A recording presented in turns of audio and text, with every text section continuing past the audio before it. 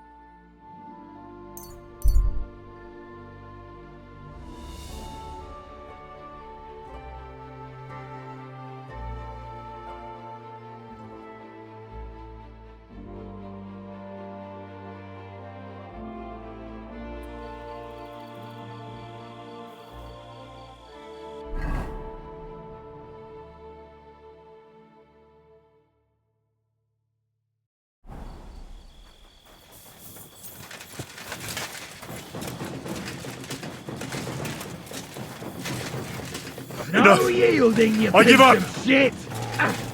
Help me with this dog! We're going to gut you, you whoreson! You whoreson!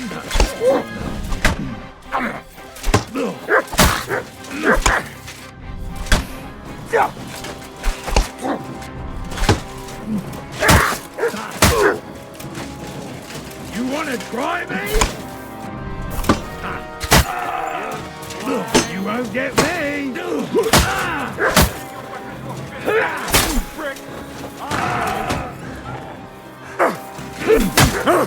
Enough! Hey, I give what's up. that? Stop fooling around! You're in for an arse kicking, you piece of shit. Christ! You killed him!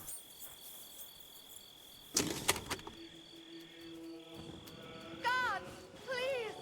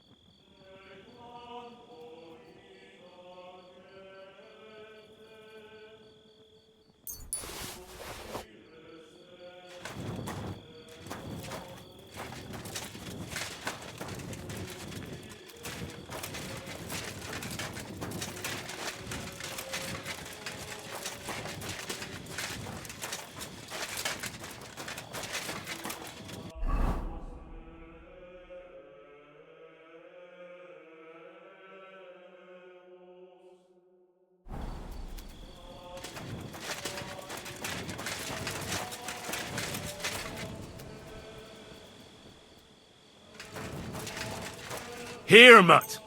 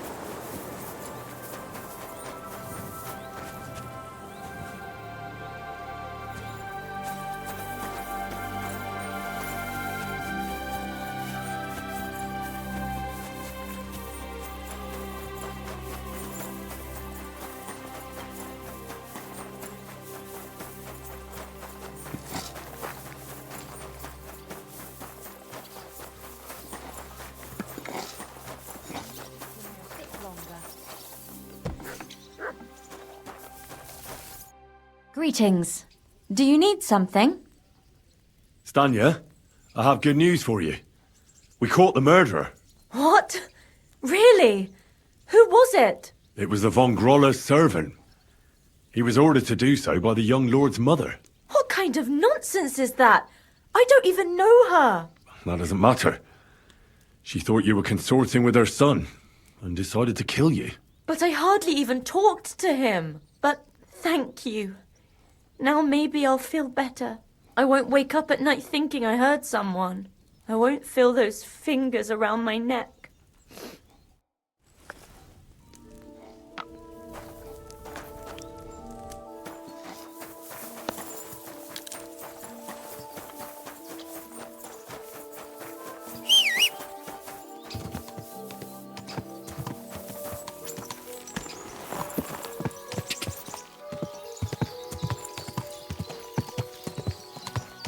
Quick!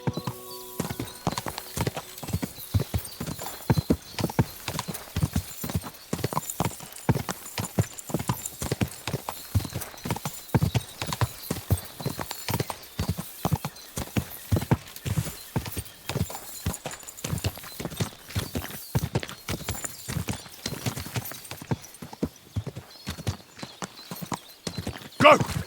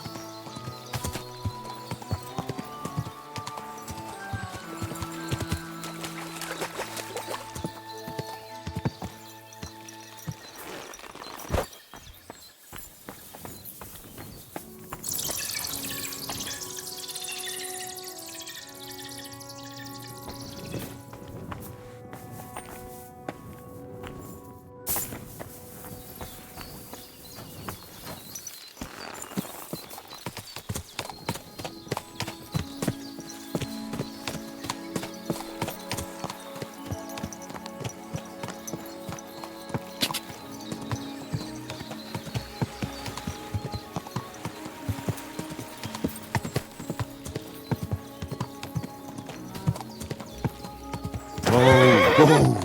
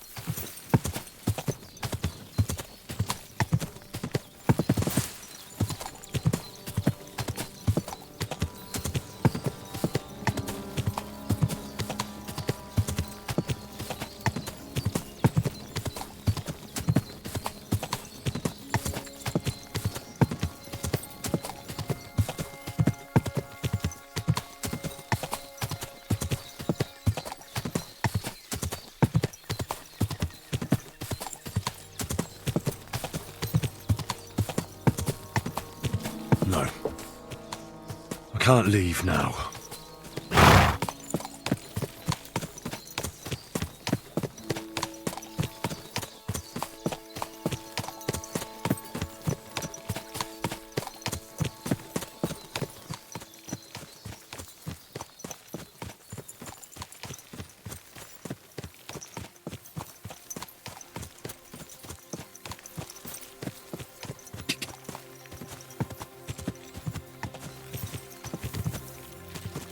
Whoa! Whoa!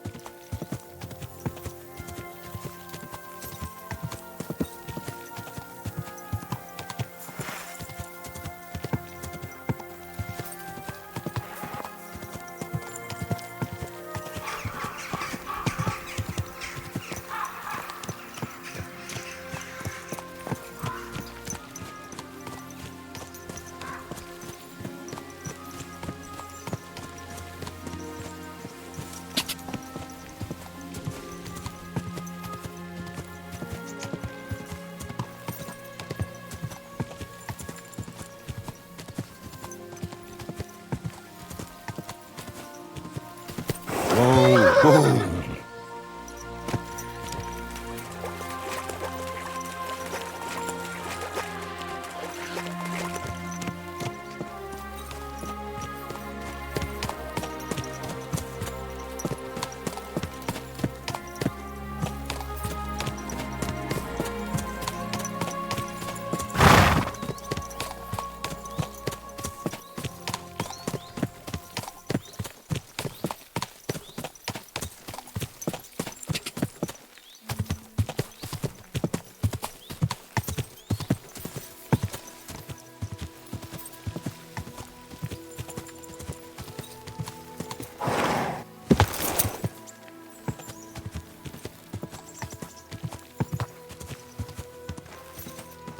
Go!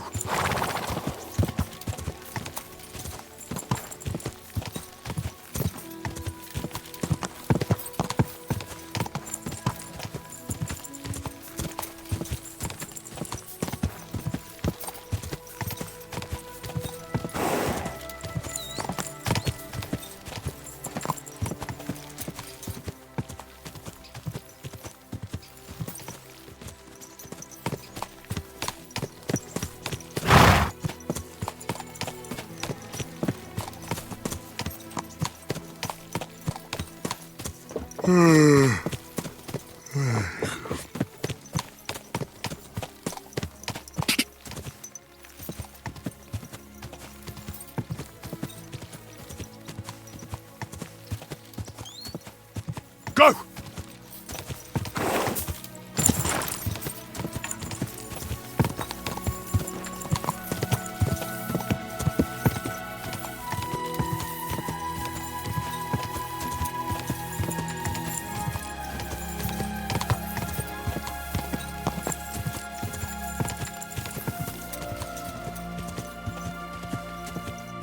I could use a nap.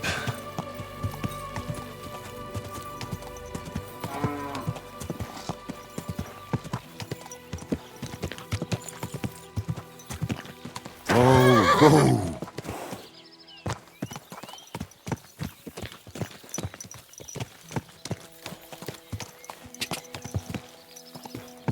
I could lay down for a bit.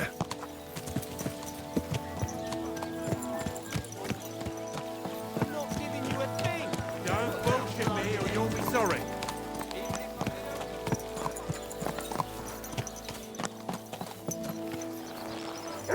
Hey, kiss your ass goodbye. Ha! feel like laying down.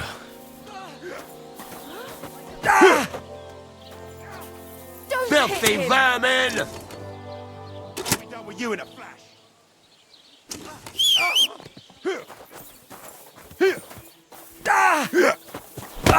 Fuck that! I'll slice you up. This is unbelievable!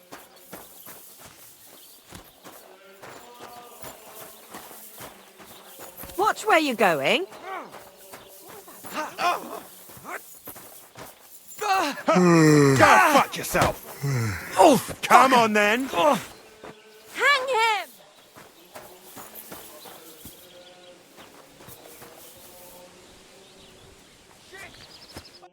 Greetings. What do you need?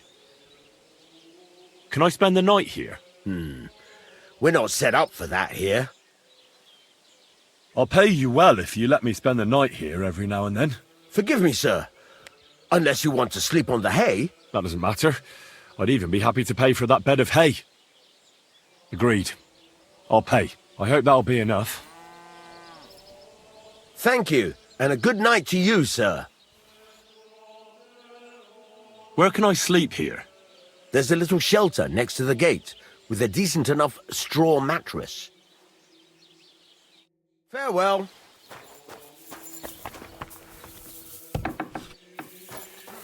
I feel like laying down.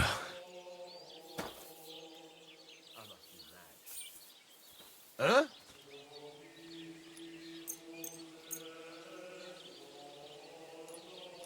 Fuck it.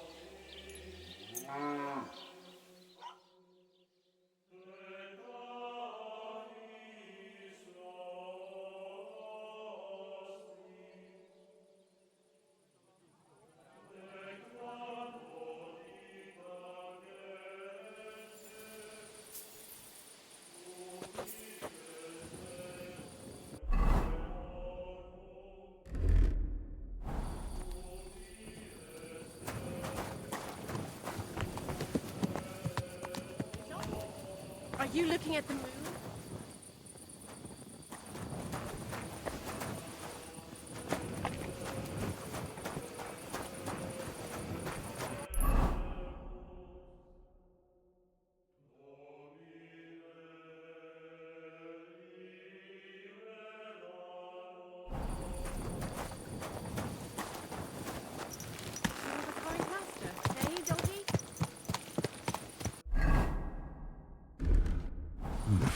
A bit longer without food and I'll really...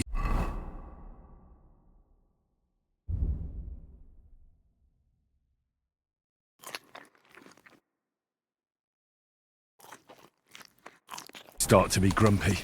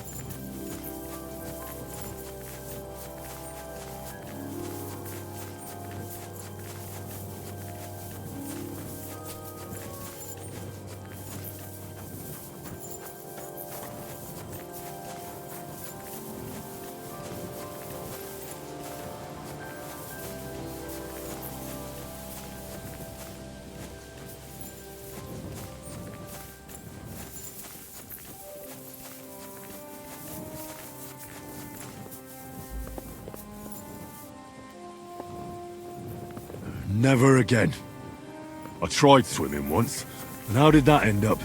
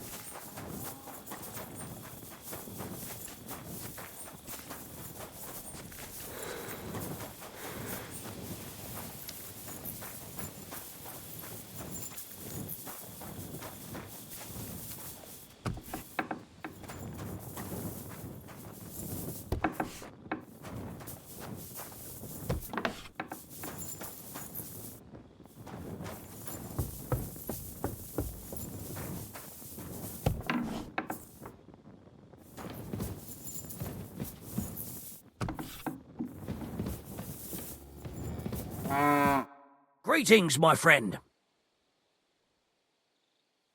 The Ruthard sent me. What's that to do with me? Those days when Ruthard was the Lord of Malashoff are over. I don't want to have anything more to do with him, so you can be on your way. He sends you his regards.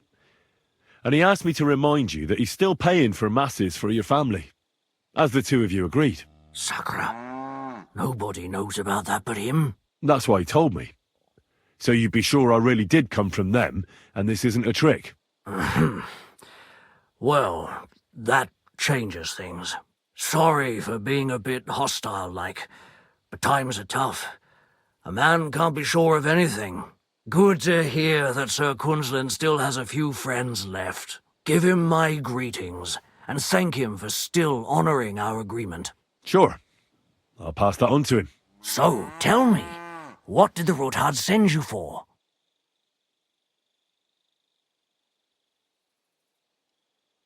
I'm planning a certain enterprise. Something that the new lord of the castle certainly won't be happy about. An enterprise, you say? I reckon it's best not to ask what that might be, eh? That would be wise. And I need you to get fresh, fast horses ready for me. That's quite a lot you're asking of me. A fresh, fast horse don't come cheap. But fine, since you're from Sir Quinlan, I'll have it ready for you. Somewhere a bit further from here so I don't get in the shit if things go sideways. Of course. The last thing I want is to endanger you unnecessarily, and the Roothards promise to pay for the horse if it comes to any harm. All right. So look, here next to the stud farm there's a kind of band of rocks below the forest. When you go alongside the rocks to the end, you'll find a wooded copse not far from the castle. There's a well-trodden patch of ground there, so that's where I'll have that horse ready for you. Hopefully, nothing will happen to him if I just leave him there. Recently there's been wolves and wild dogs sniffing around here, so we have to watch out for the animals. Thanks. I'm obliged to you. You ought to be. I wish you the best of luck. I reckon you'll need it. God be with you, good sir.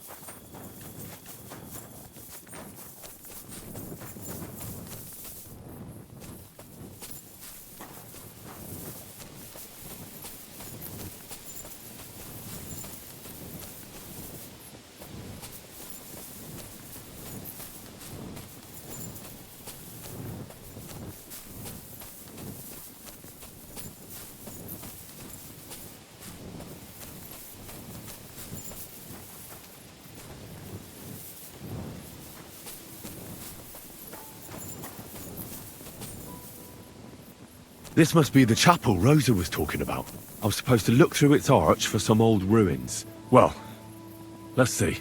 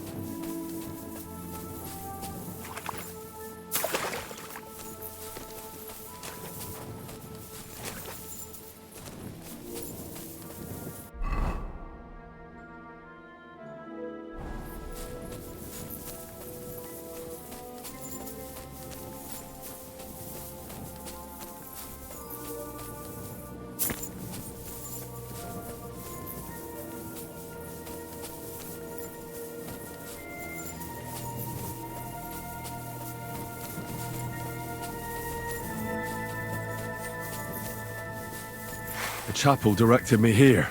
There's no doubt about that. So somewhere around here, I have to find a stone cross, and then go in the direction the top is pointing.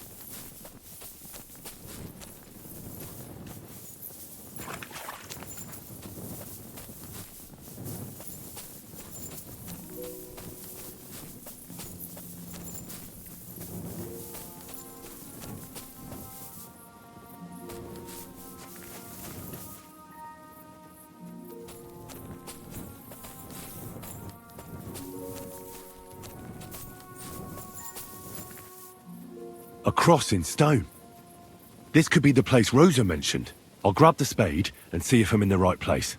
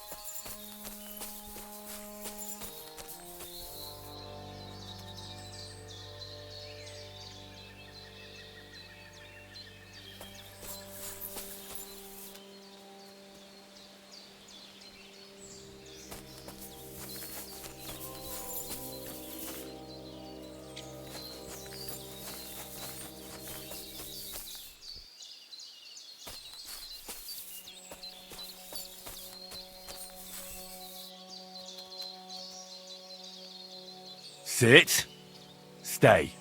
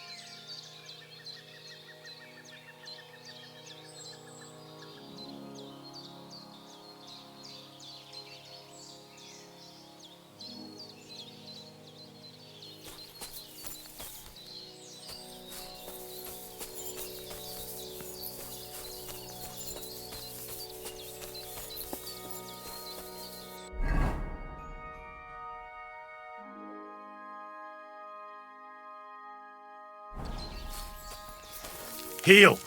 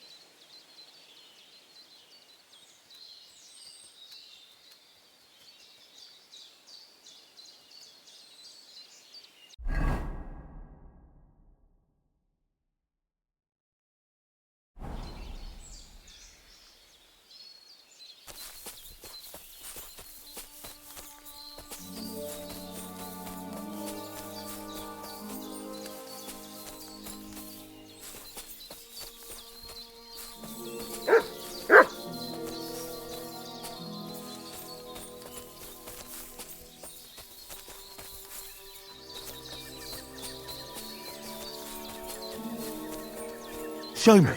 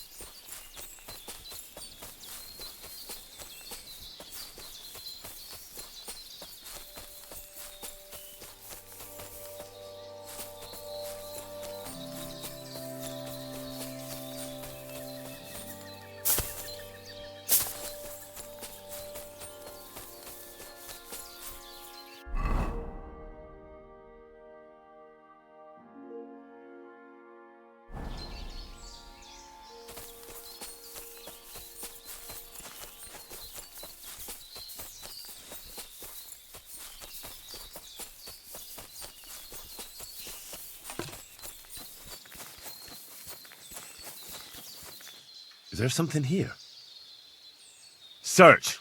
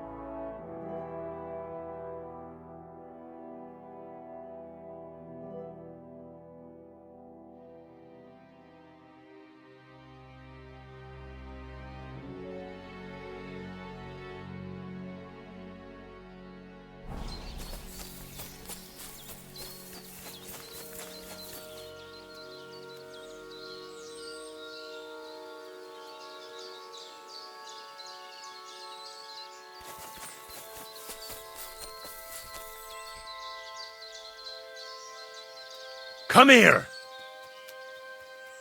Stay!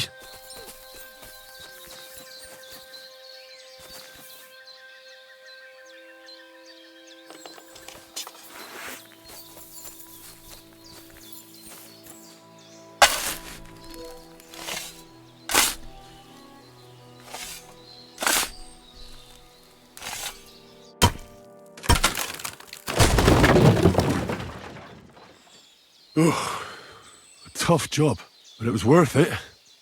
The way to Malashov is clear.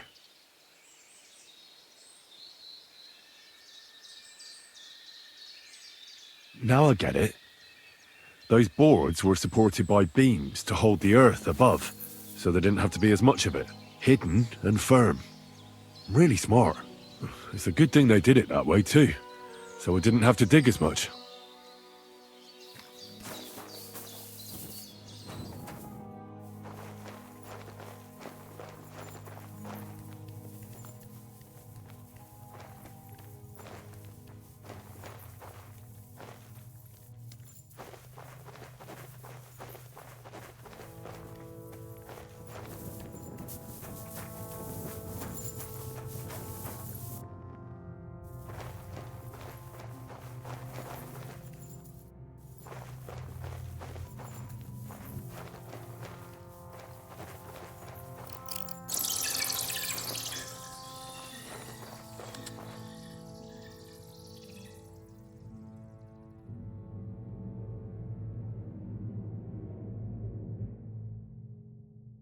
Heal.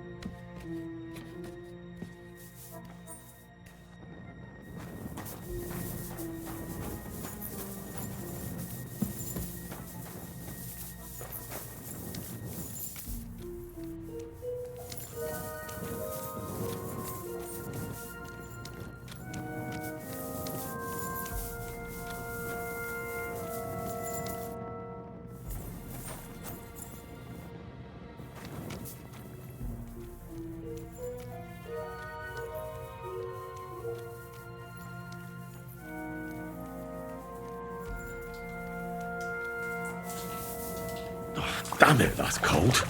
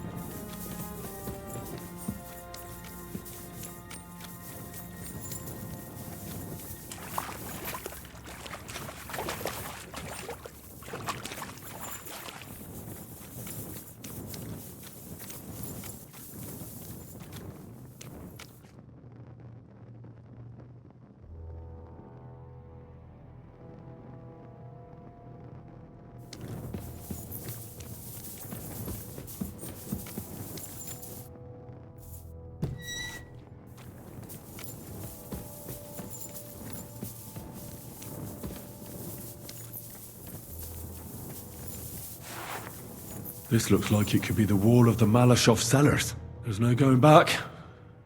This is it. All right then. Courage, Henry. Courage. You can do this.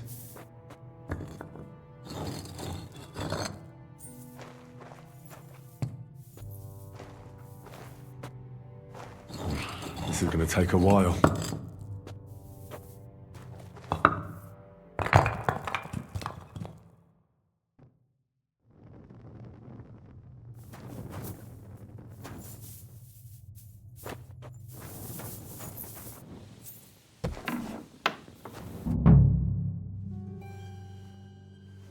And Ruthard and Liechtenstein are turning the Kuttenberg houses against us.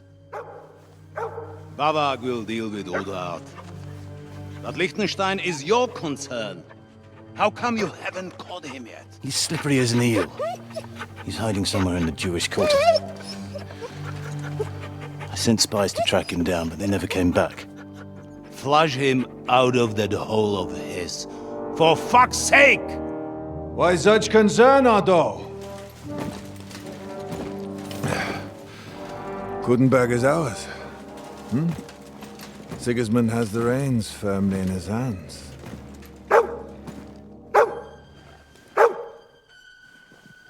He's got fuck all in his hands.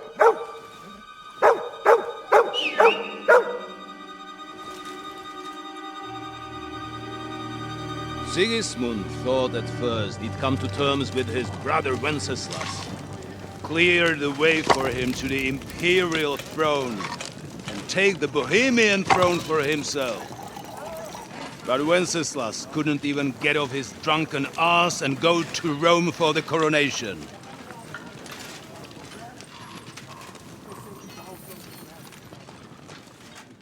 And now, the glorious Hungarian king has fallen for Jobst and his damned truce. He's been taken in by that treacherous turncoat. Jobst betrayed Wenceslas. Then Sigismund. And now us. He fooled all of us. But what can he really do against us? I'll tell you what. While pretending to parley, he incensed the Hungarian nobles against Sigismund. Surely Sigismund's army can deal with that inconvenience. Ha! He was paying his Cumans by letting them pillage Bohemia. Him in the country he wants to rule. And now there is nothing left to plunder.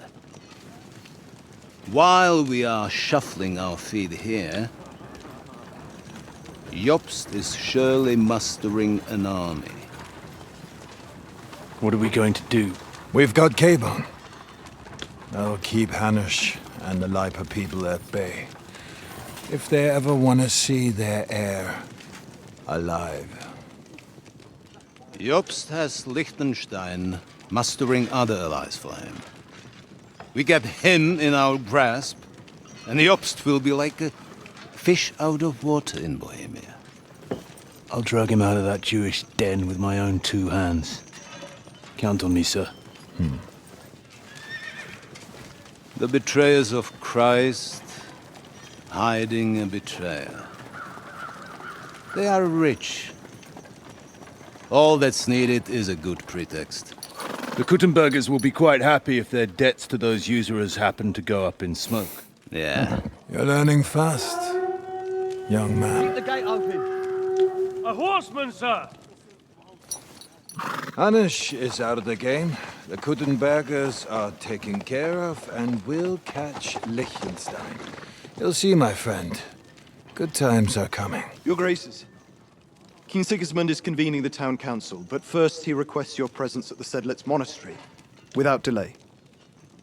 What's all the urgency about? Surely you must know that yourself, sir.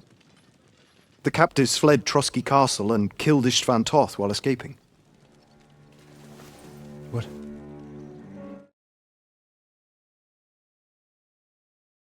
That's not possible.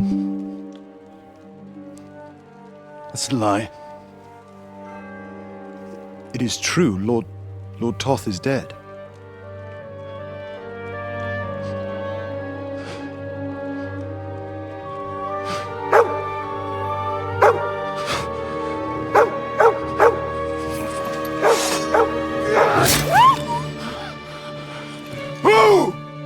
Who? Speak!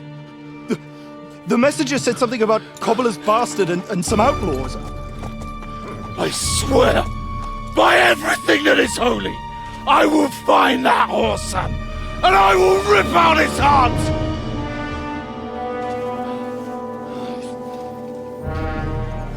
Jesus. What's with that boy? Sir Ishtvan was like a father to him. We better go. Bring the horses! Shame about that dog.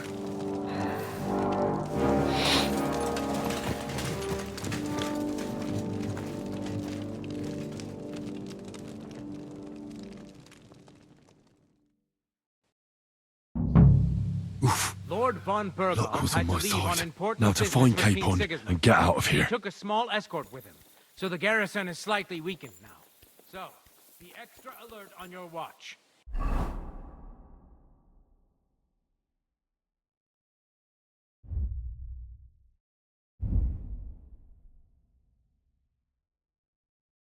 If I find anybody slacking off, they'll get the whip. You got it, Conrad. Jeppold, I'll send Hyman to the gate. You'll be in charge of the southern and eastern...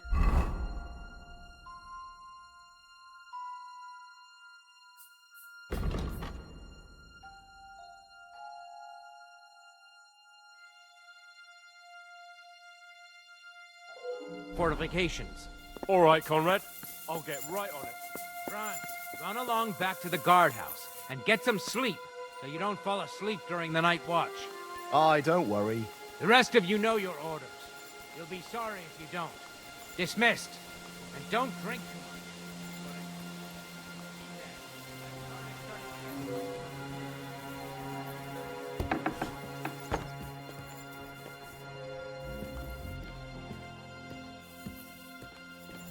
Eh?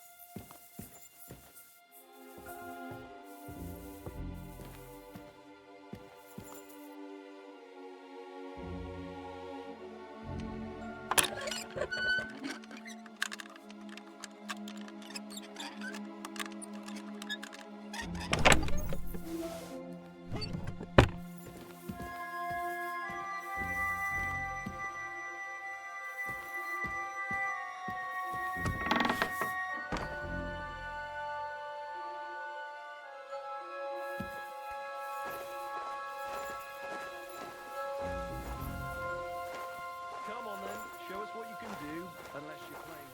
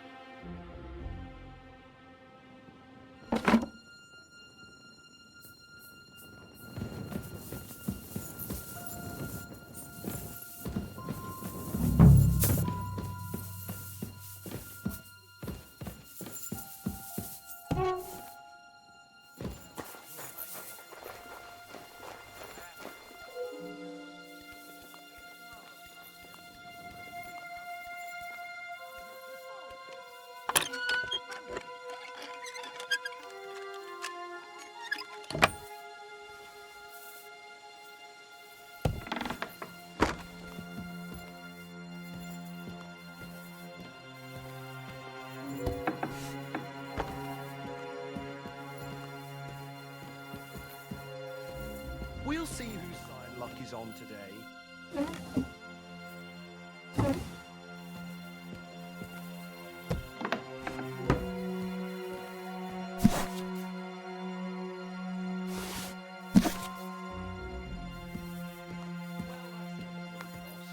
You didn't have much anyway.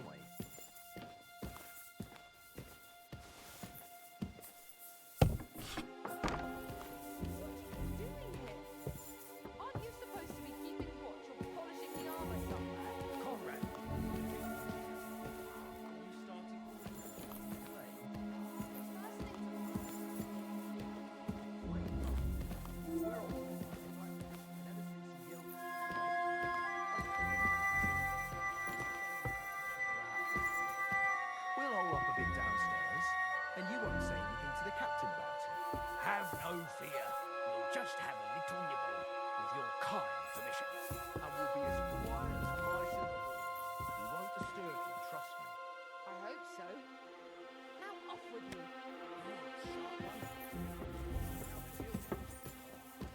I feel a little sorry for her, with nobody taking her seriously around here.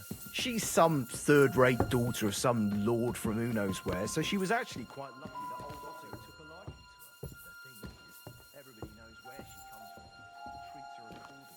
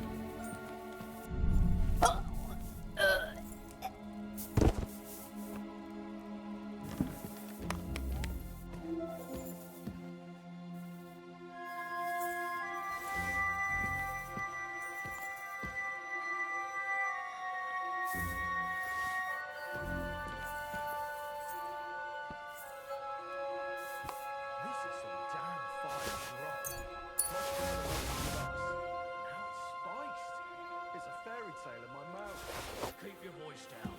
Conrad will hear you and will be in trouble. Stuff that gob of yours instead. You don't have to ask.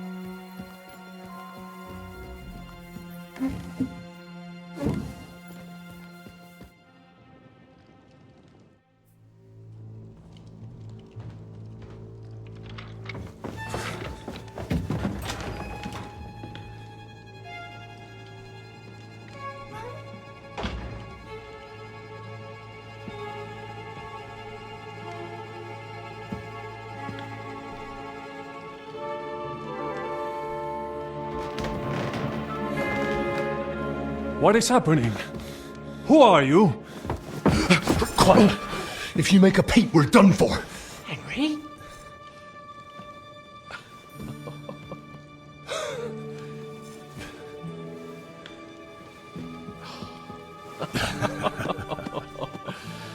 God, Henry. What are you doing here? What do you think I'm doing? Hunting boar? Came to save your noble arse. My noble arse thanks you. Well, how did you get here? I'll tell you later. Who's this? Vauquelin Brabant, Chevalier d'Arezzo. At your service. Brabant led the defense at Kuttenberg. He's Sigismund's prisoner, same as me. And I came very close to holding the town. Besides... There's no time for chit-chat. He's our ally. We can't leave him behind. Right, no doubt you've got a cunning plan for us to get out of here, right? Well, let's hear it.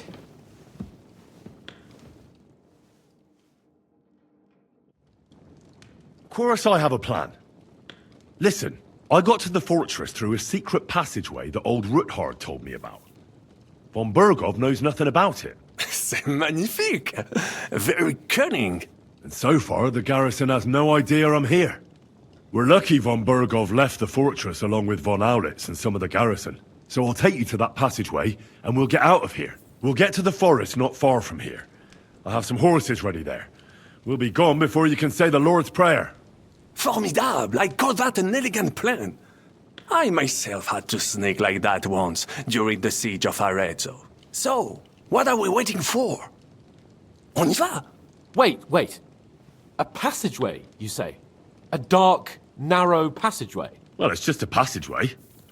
There's a bit of water in it to wade through, but nothing we can't handle. You can forget about it. I'm not going through any passageway. What? Let me repeat. No passageway for me. It's not the chivalrous way. It is not chivalrous, c'est vrai, but in our situation, it is more than delicious.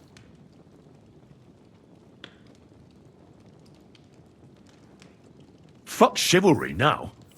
That passageway is the only chance we have of getting out of here alive. Well, in my opinion... Fuck your opinions! No! Just no! I mean, we'll all suffocate in that passageway. Or it'll fall on our heads. What's gonna fall on us, damn it? If I got in that way, we can get out, too. It's completely safe. So stop acting like a madman and let's go. I can't do it. I'm afraid of small, dark spaces. Ever since that tower fell on me in Nabokov, and I was stuck under the ruins, I can't. I just can't. I'm sorry, Henry. There has to be another way. Have you come up with some ingenious plan for getting out of here? If so, I'd really like to hear it. What do I know? We could maybe break down the gate. Un moment. Henri, you said that von Bergov left. Is that not so? Yes. And what about horses? Are there any horses left here? I think there's a couple, yeah. In the lower courtyard. Très bien. That will be enough. We just have to get to them. But I think we could get there stealthily. It is not far from the tower to the stables. Then you simply open the gate, et voila, we are gone! Just like I escaped when surrounded by that English dog John Oakwood. It may not be the best plan, it was not back then either. But we simply had no other choice. Time has passed. The fortress is quiet. I believe that most of the garrison has gone to sleep, which plays in our favor. That's a wonderful plan! No passageways! But we need some weapons. Exactement. To have a proper piece of steel in my hand again. Preferably Milanese, although I would be satisfied with something local.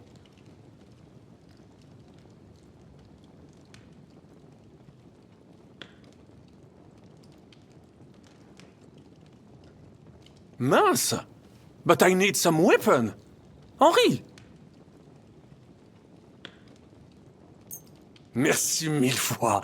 Now I will show them just what a Cavalier Vauquelin Brabant is. And what do I get?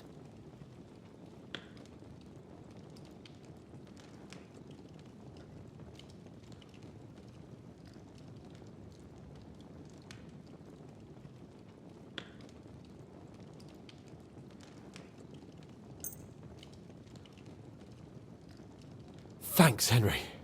I feel better already. So, that takes care of the steel. What now?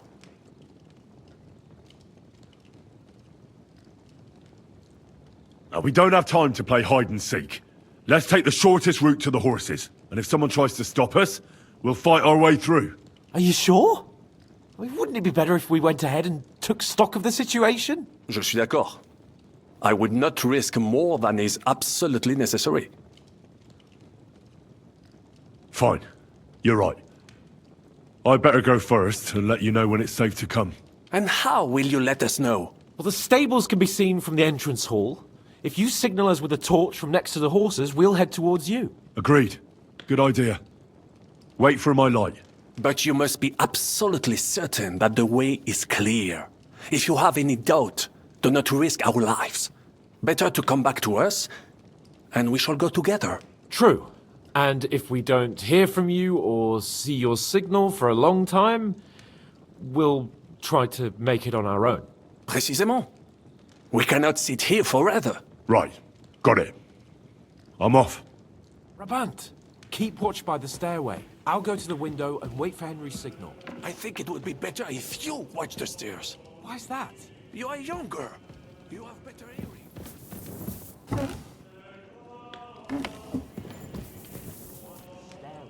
I discovered them because Les Anglais sting to high heaven. Then you'd better hope von Bergov's men stink like rotten fish. Eh bien, I will watch the stairs if Monsieur le Chapon so insists.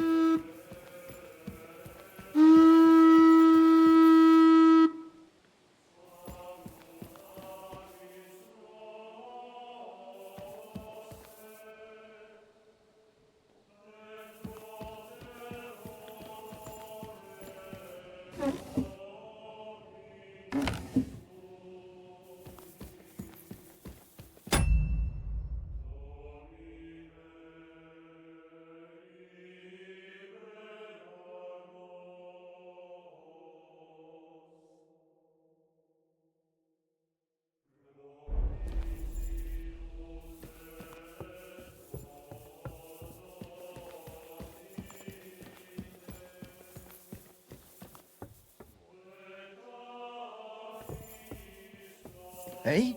Kiss your ass goodbye!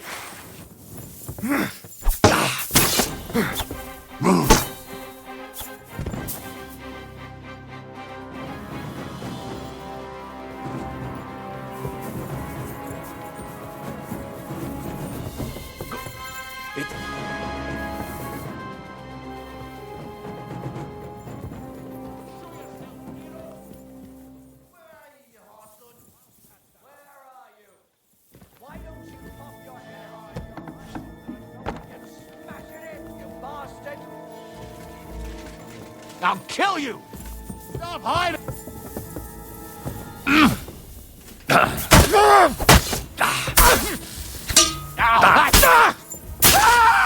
think I won't cut you to pieces.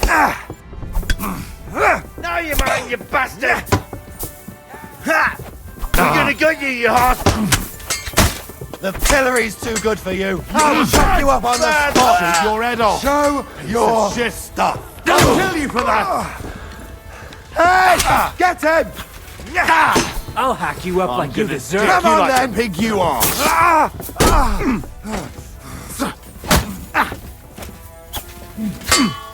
Punishment by the blade, my favourite. Useless! You'll be sorry, fucker! No, you don't. You're no match for us, fucker! The pillory's too good for you. I'll chop you up on the spot. Let's see what you're made of. What do you want? Don't think I won't cut you to pieces. No, you don't. Useless.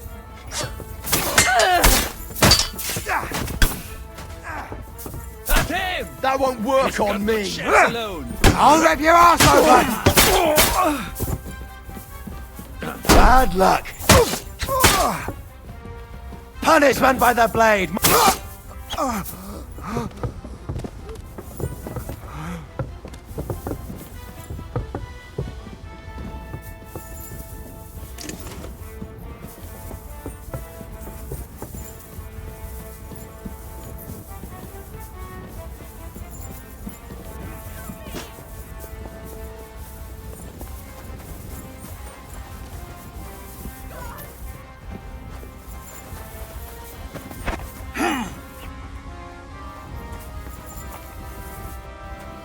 God! Please! Hans! Help!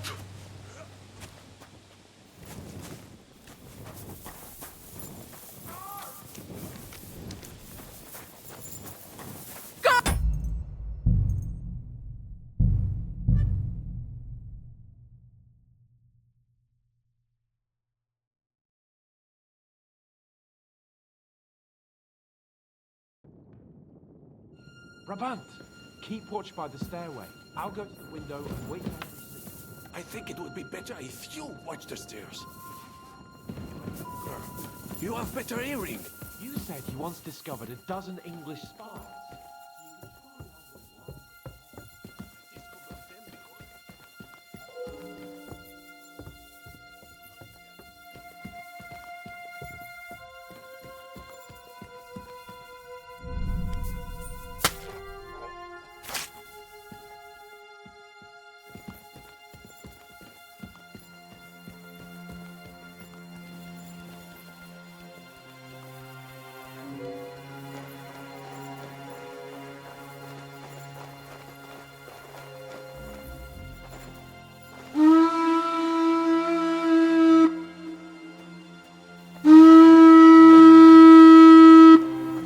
Huh? What the... You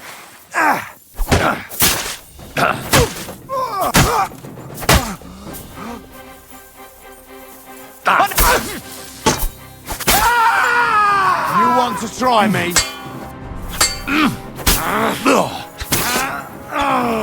The pillory's too good to see the grinders of bay. Show your stuff! I'll hack you up like you deserve.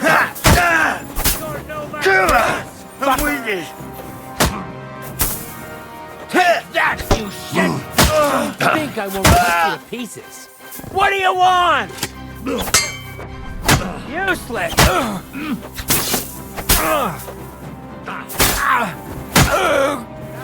See what we do with criminals, bastard! Do it!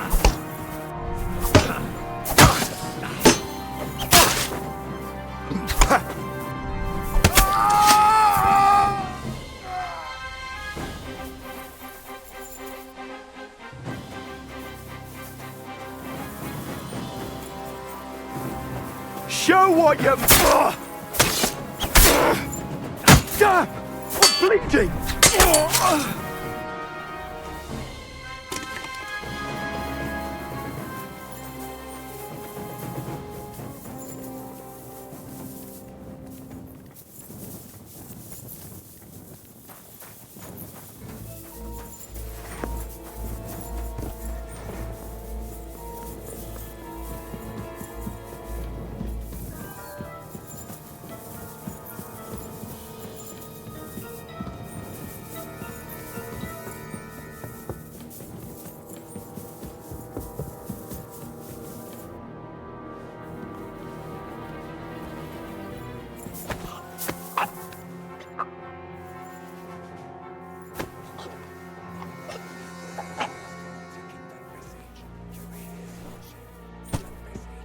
We'll be right on your heels. To the passage, quickly, before Monsieur Hans comes around.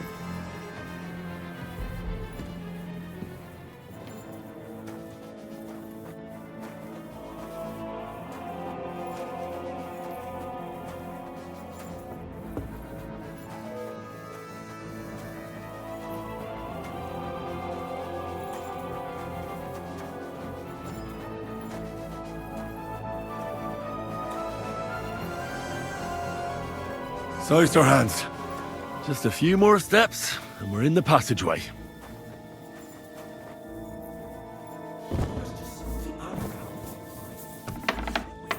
Here, we must get to that passage. En fait, it's a good idea after all. That passage will be safer. Quick and vite.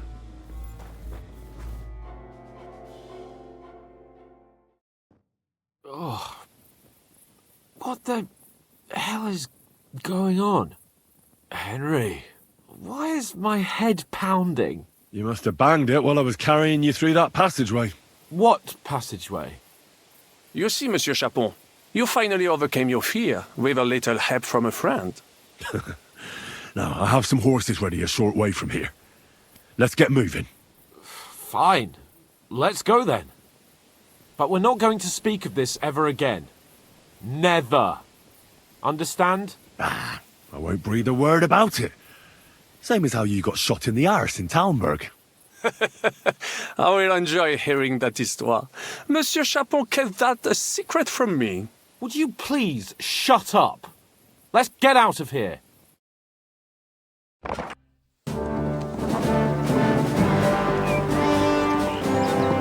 I must admit, mes amis, the last time I have had such a suspense was when I was rescuing the King of France.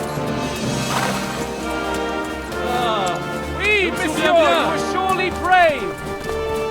And fortune favors the brave. Yeah! Free at last!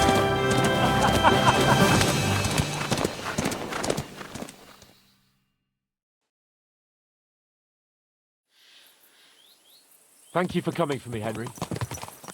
You're a great friend. The best I could wish for. After today, you may also count me among your friends.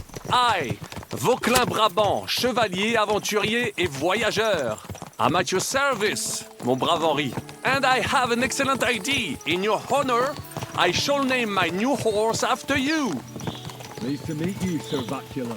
My name is Vauquelin. Vauquelin? Vauquelin. Vauquelin. Vauquelin... would you mind if I just call you Brabber? Brabant. En. Brabant? Que peut-on y faire? It will have to do. Do not concern yourself, mon ami. Clearly, you are not talented in the art of conversation. But at least you have courage and other skills. You carried out the entire operation truly brilliantly. I could not have done it much better myself. And look, mon ami, how the fresh air suits Monsieur Chapon. He has finally stopped drawing in self-pity. What self-pity, damn it? I was locked up for days in a tiny stinking room. Ah, come now, mon cher. Luck was simply not on your side for once. That is all. Now we are finally free. The time has come for grand deeds. I did not waste my time in captivity. I fought everything over diligently. Listen. Please, I'd prefer not to. What's your plan, Sir Baron? An heroic deed about which odes shall one day be composed, similar to my feat in the famous Battle of Arezzo. Did you distinguish yourself in that battle? Oui, mon cher Henri. When all seemed lost, I led a heroically desperate attack that ultimately led us to victory. For that, I was knighted. Opportunities for heroism await everywhere. One just has to seize them. What if we were to journey to Vienne? We could assemble a company and liberate le roi Wenceslas. That would be excellent. If the king were to return, the nobility would definitely support him. Sigismund would have to withdraw. Précisément! And what is more, our names would be sung throughout the kingdom. Undoubtedly, we would also earn a rich reward too. Then I would invite the best stonemason from France and build Monsieur Chapon a castle that even Chevalier Hanush would envy. You must be mad. You've been free less than a day, and you're already thinking up ways to get yourself killed. I'd rather endure Hanish's preaching about my incompetence.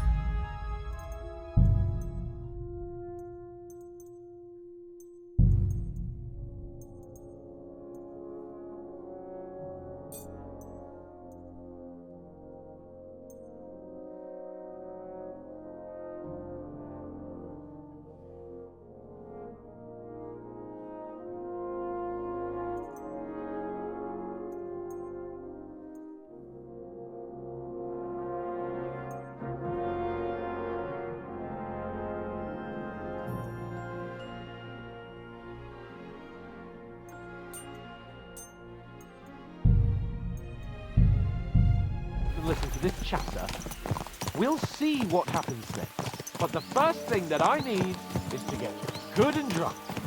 We should spur the horses on. God knows, they might be hot on our heels. Yeah! Christ, wounds. Such destruction and havoc. War. Monsieur Chapon, you have yet to participate in a real battle. But I fought against les Valaques at Naples.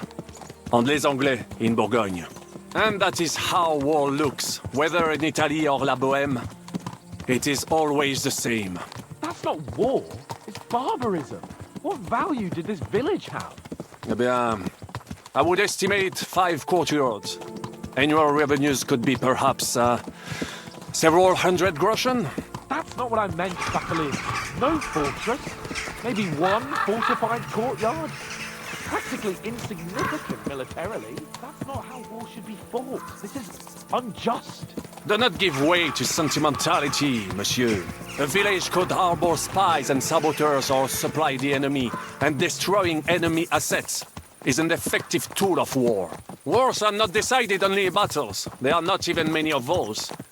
To strike in the rear, make the enemy lose and bleed. That is how most conflicts are fought. However, wait a year or two, the village will be settled. The population will increase again. That is how it always happens.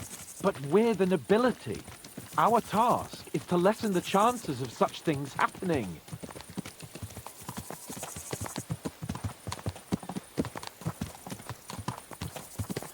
You're right, Hans. We must find allies and put a stop to it as soon as possible, so we can save as much as we can. Yes, but we failed in Trotsky. And now this is our punishment. I see that short captivity has turned you into a philosopher, Lord Capon. You should apply to the Faculty of Arts before the muse lifts you again. Yeah.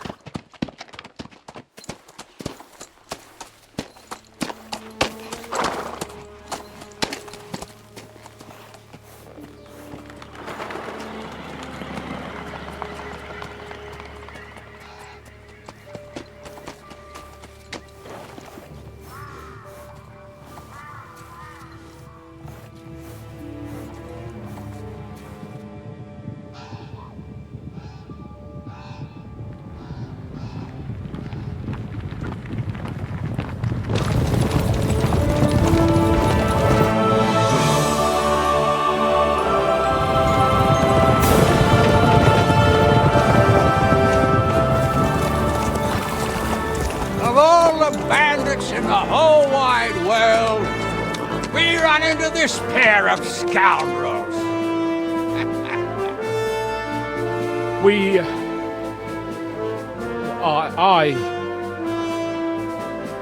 I fucked everything up. Oh, get up, lad. Everyone makes mistakes. Only a better man owns up to them.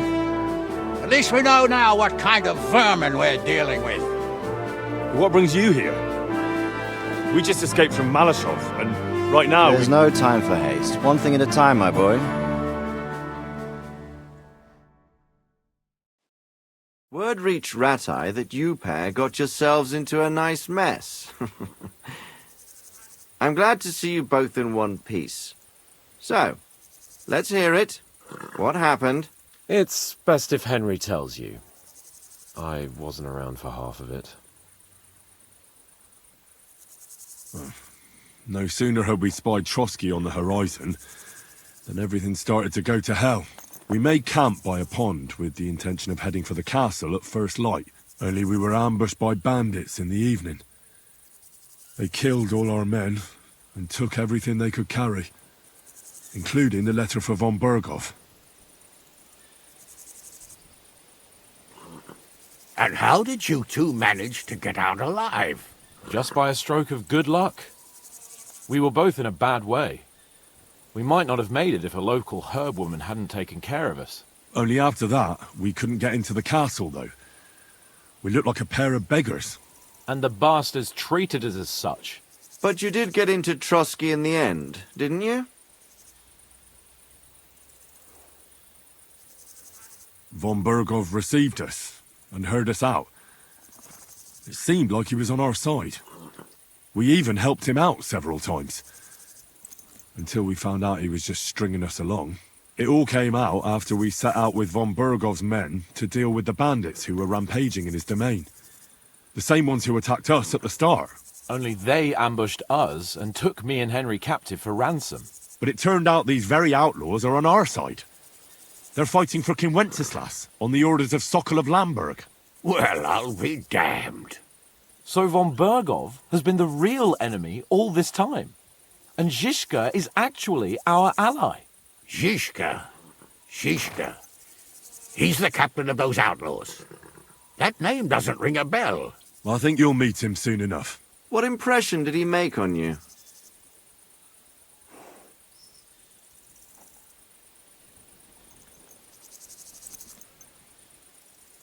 Well, he's a bandit chief and a killer, but an ally for now. I wouldn't paint it that black. He made quite an impression on me, for one. I'll be happy to see him again. But if only it didn't have to be in Rabosh. Why Rabosh? Of all the places in the world. We're riding to a gathering of King Wenceslas's supporters. If fortune favors us, the future fate of the kingdom will be decided there. If we keep standing around here gabbing about it, it'll be decided without us. Patience, my friend. This pair have just returned from the clutches of the enemy. No doubt they have something to tell us. Like how in the devil did you manage to escape? I was helped by the Ruthard family, the former rulers of Malashov, in exchange for dealing with some trouble they had with Ulrich of Raditz. Ulrich Vavak?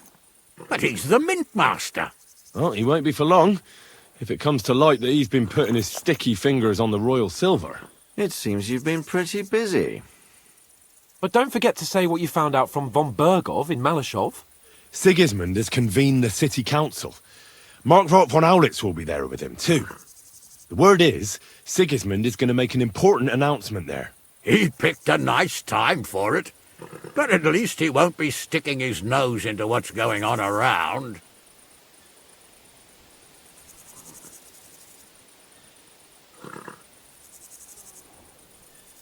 Now, if we had one of our people at that assembly, we'd get Sigismund's plans nice and fresh. Straight from the horse's mouth, so to speak. My very words. And I know exactly who to send. Young Lord Capon will go with us to Rabosh, but you'll have to return to the city right away, and try to worm your way into the town hall. What? How can I get in there? I can't just walk in off the street.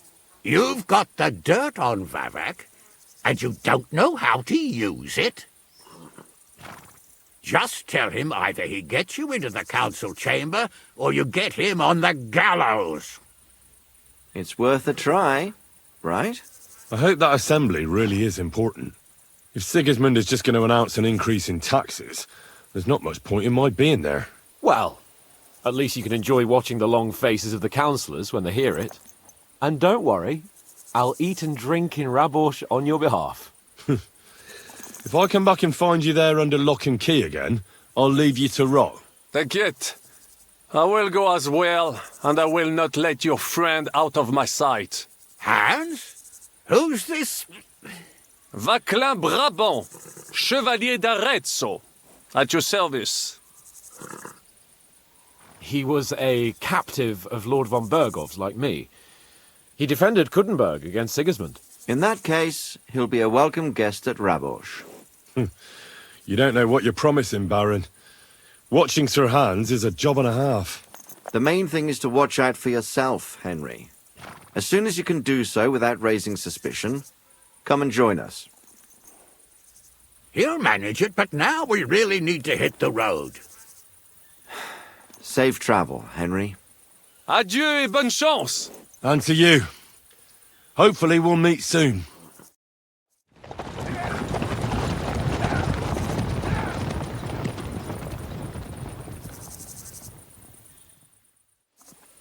I ought to go and see Rosa when I'm in town. No doubt she'd like to know how it went with that book.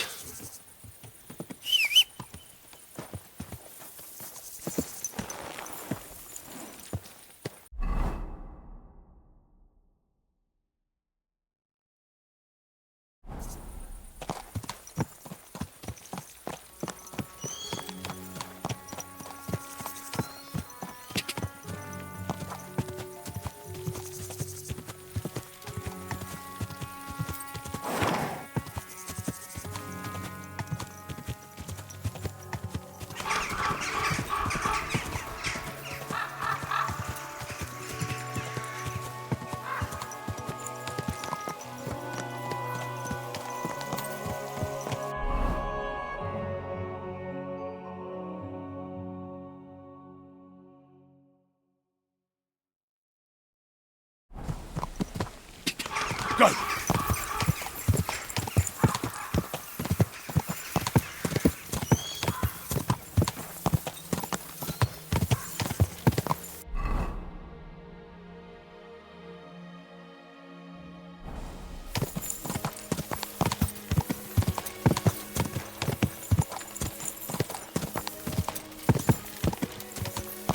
Whoa!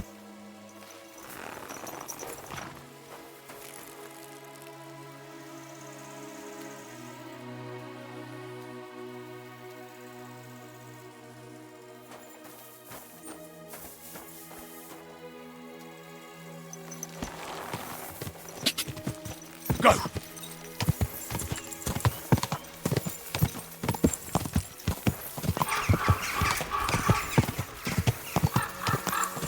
Go!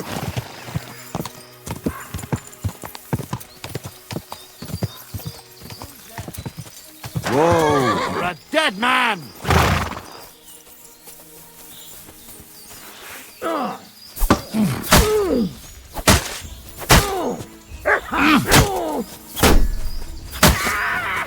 Do it!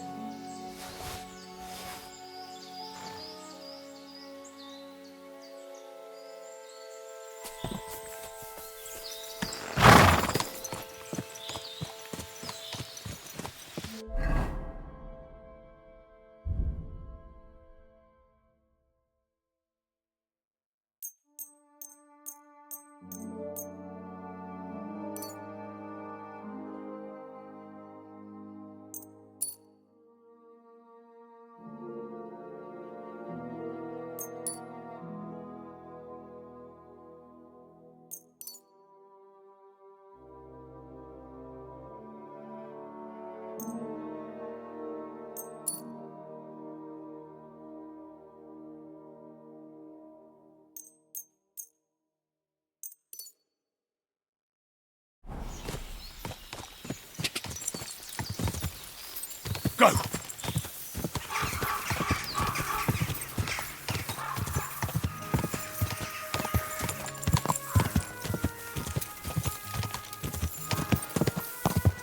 God!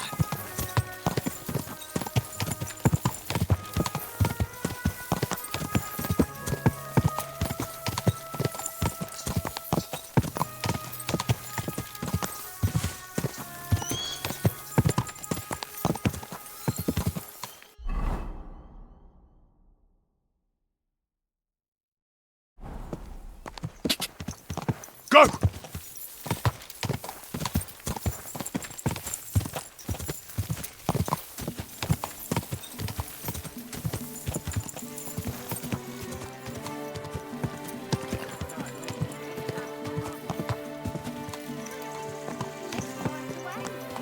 bet they can't wait for us.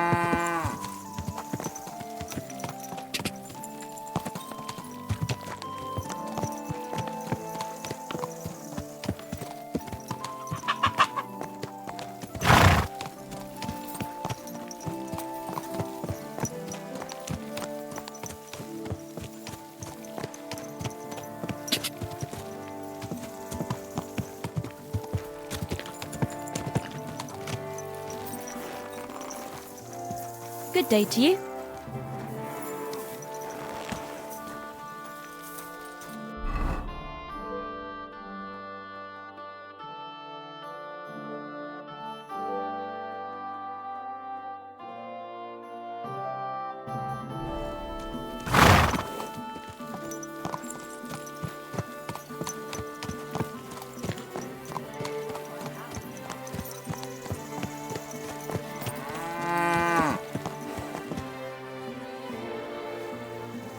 Everything all right?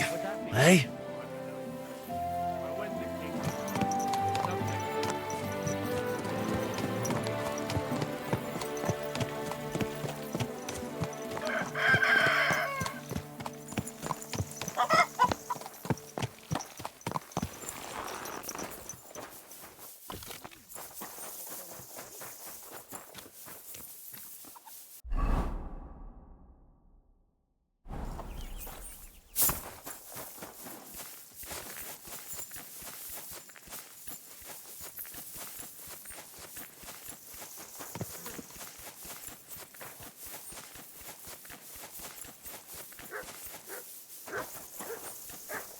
Was it I want?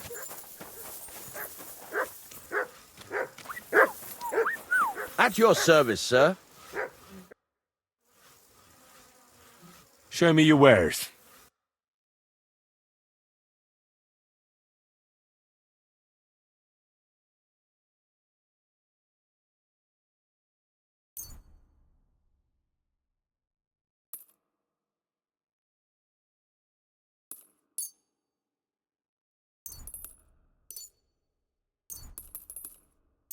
I'm glad you... Hey! Clear off, you mutt! You better call back that dog.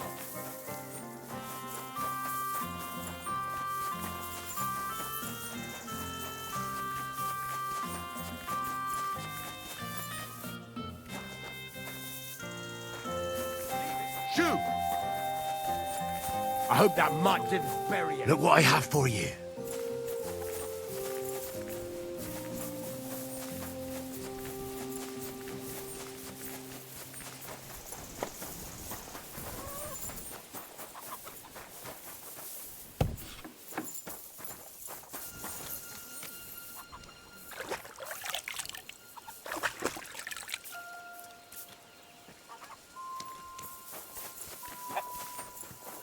Rackets here.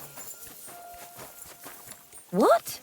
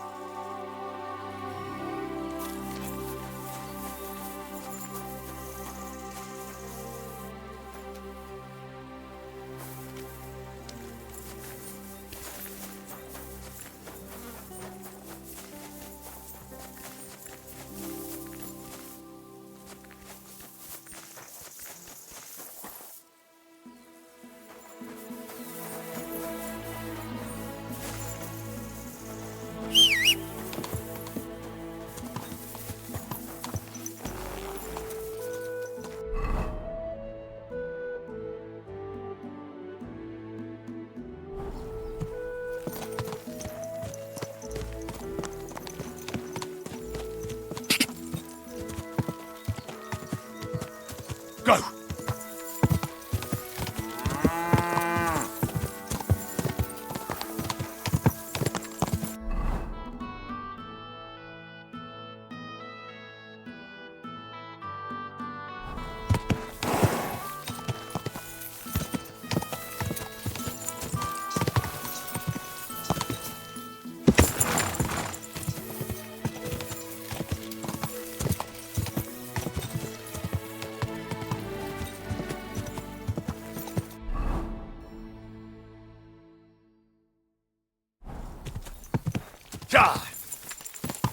Quick!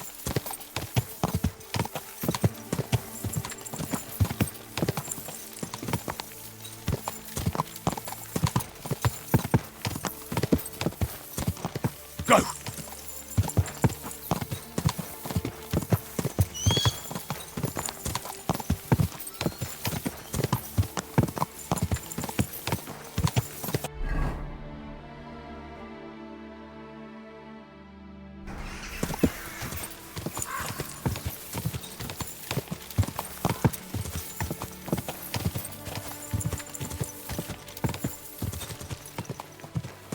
Ka!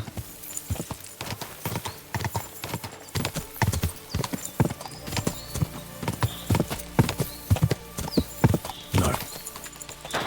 I can't leave now. Quick!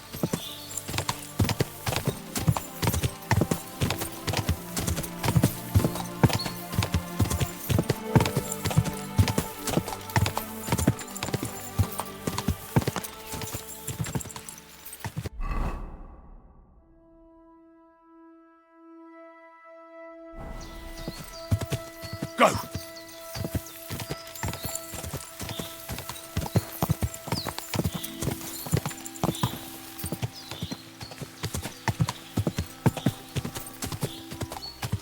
Go! Ja! No. I can't leave now. Ja!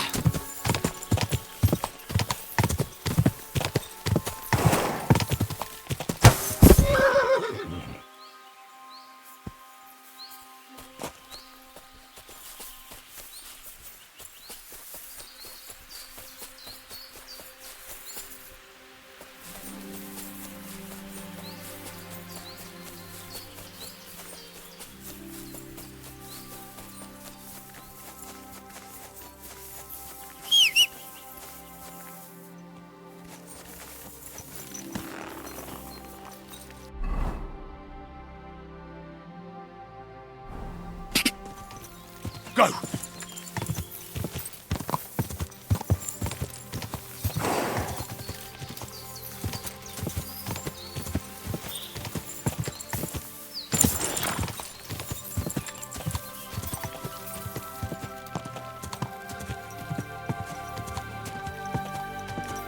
Ja!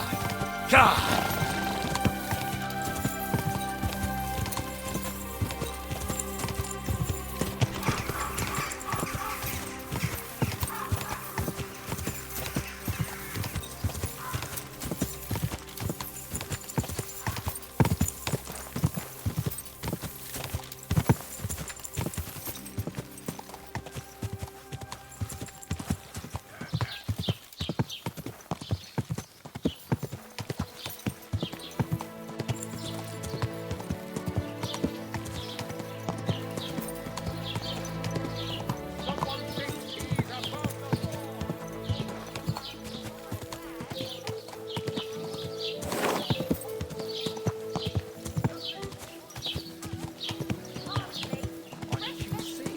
I just wanted to know if she's feeling better.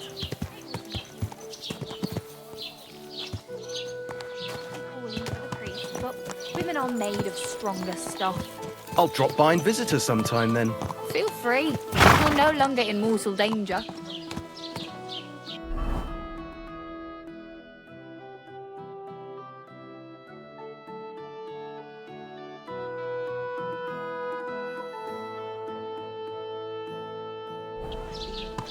Is this your first time riding a horse?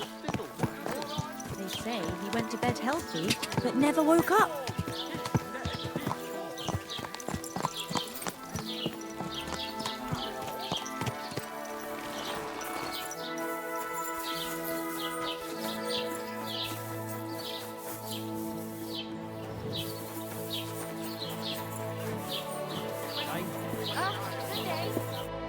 Lord be with you. What do you need? Can I spend the night here? We're not set up for that here. I'll pay you well if you let me spend the night here every now and then. Forgive me, sir. Unless you want to sleep on the hay. That doesn't matter. I'd even be happy to pay for that bed of hay. All right, I'll pay. I hope that'll be enough. Thanks. It was my pleasure to help you, sir.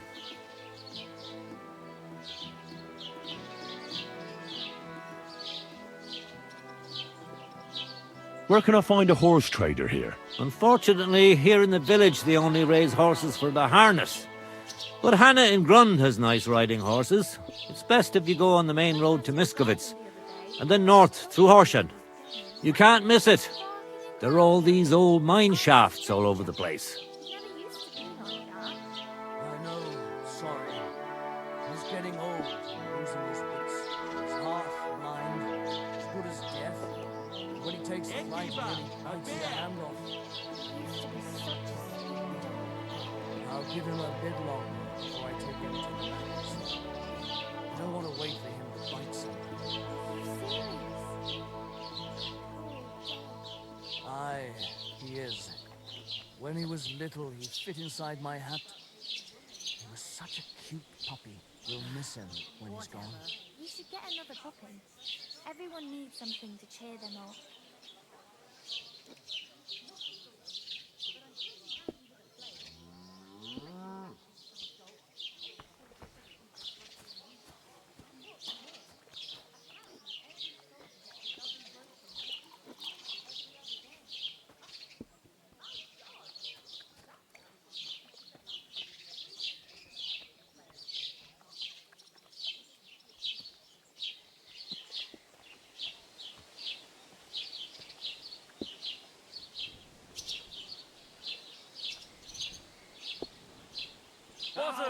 That local blacksmith probably doesn't make armor, does he?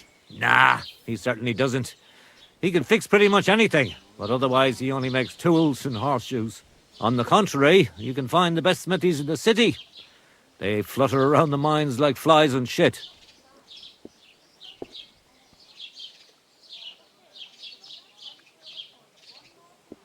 Where can I spend the night? There's a room you can use back behind the tavern, next to the chicken coop.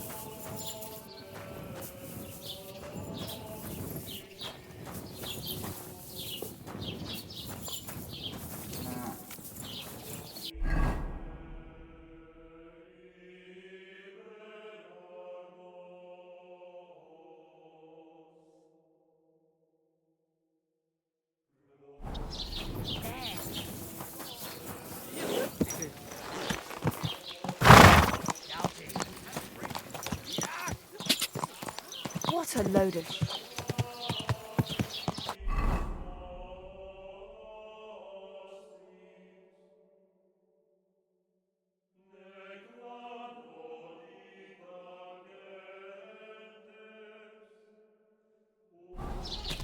God!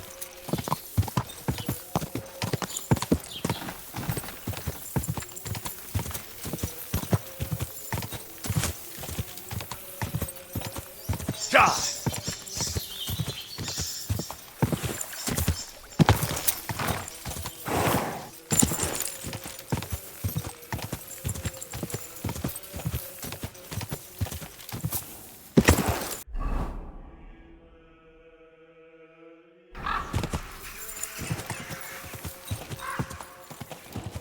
God!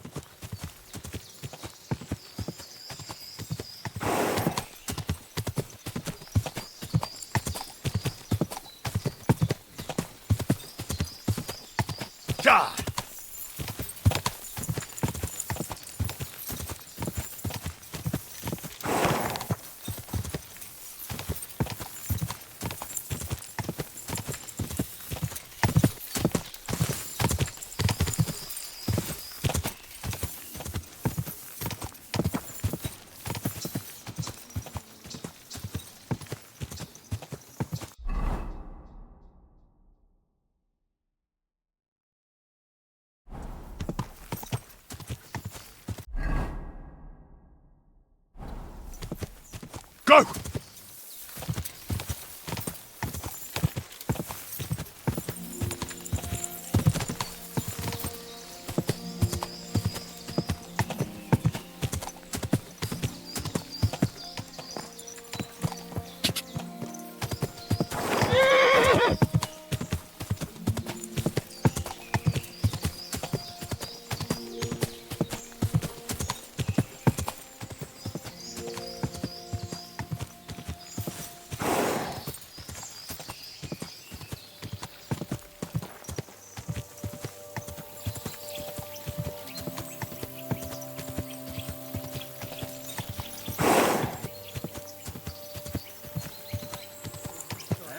Whoa!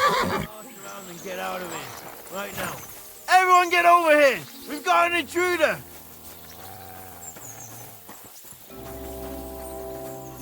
That's what I thought.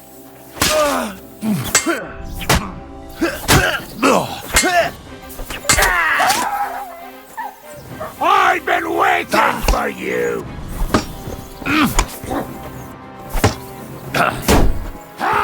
Fuck you! You won't get me! Show what you're made of!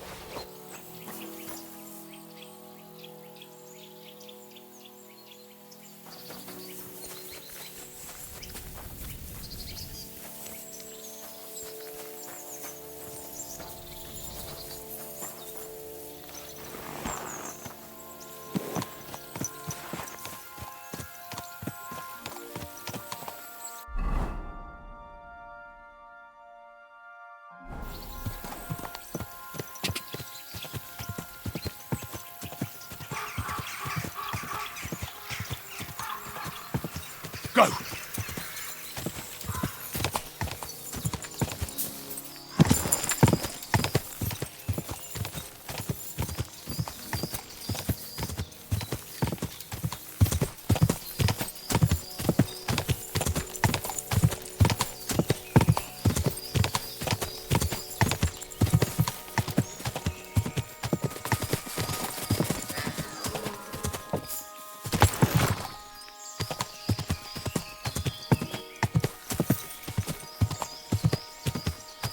Whoa!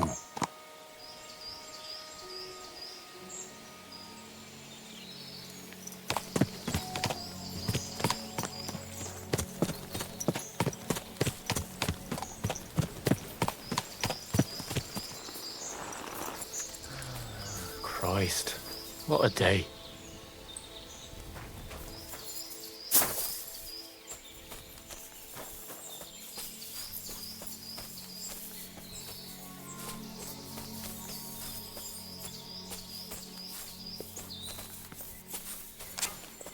You mind? You hurt somebody! Shitting yourself, aren't you? Attack!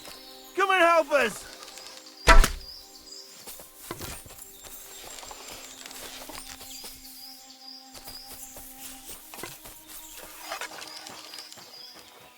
Oh, bitch. Where did that come from?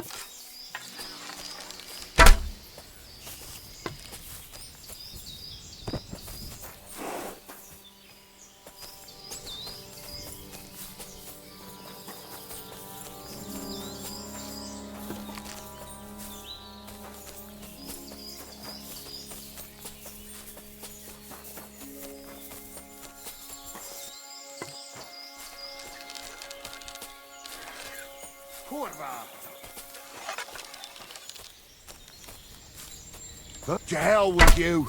We're under attack!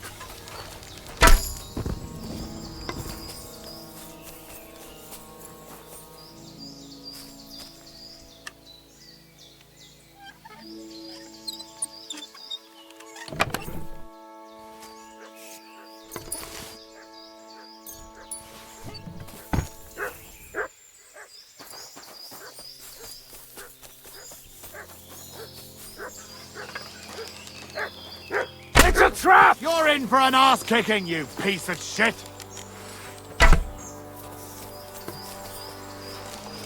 Oh! I've been waiting!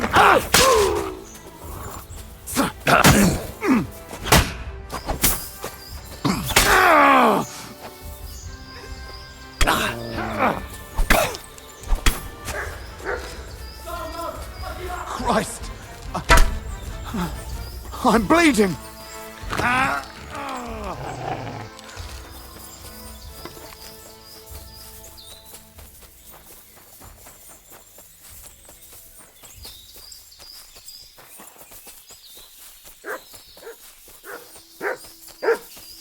Good dog, Mutz.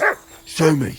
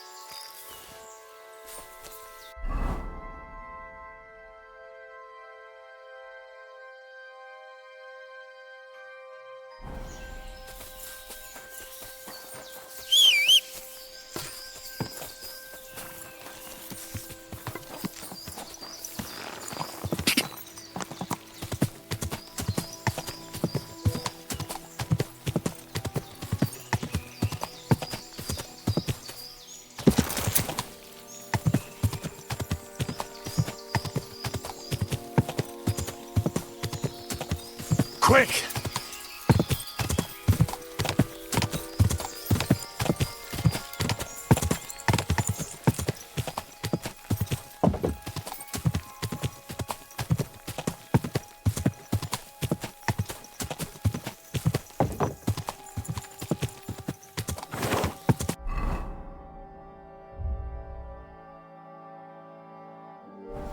Go!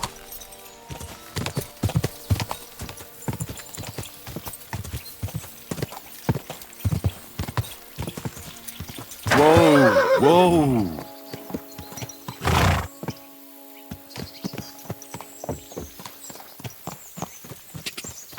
Whoa!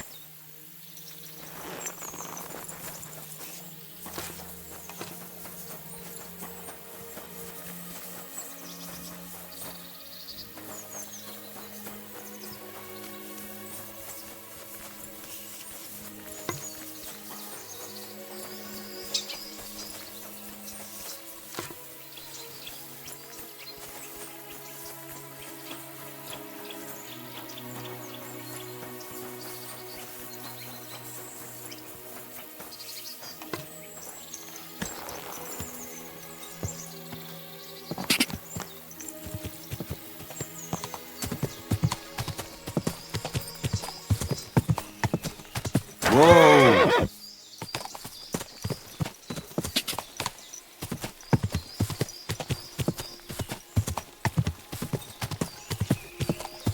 Quick!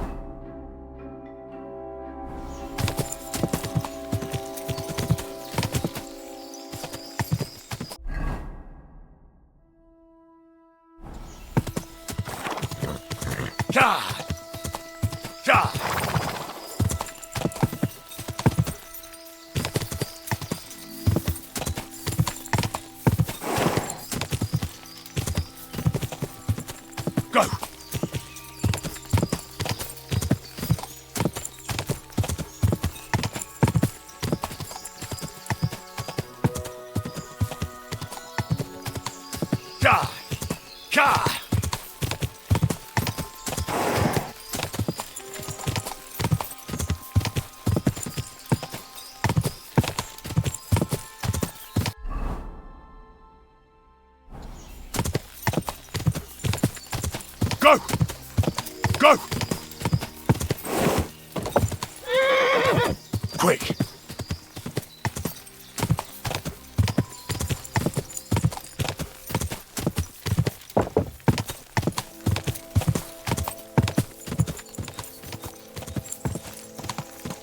God!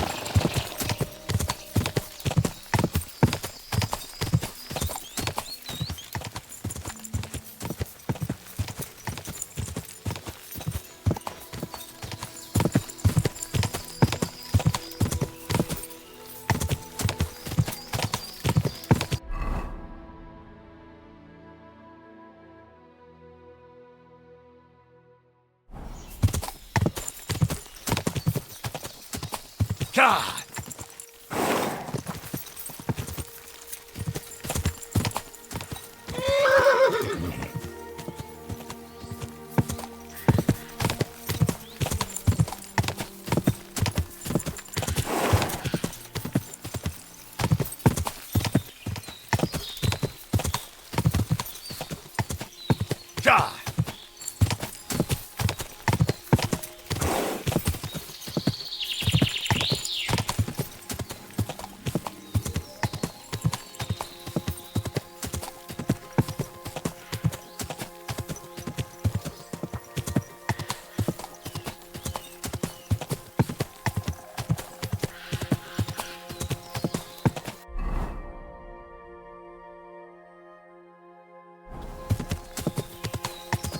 God!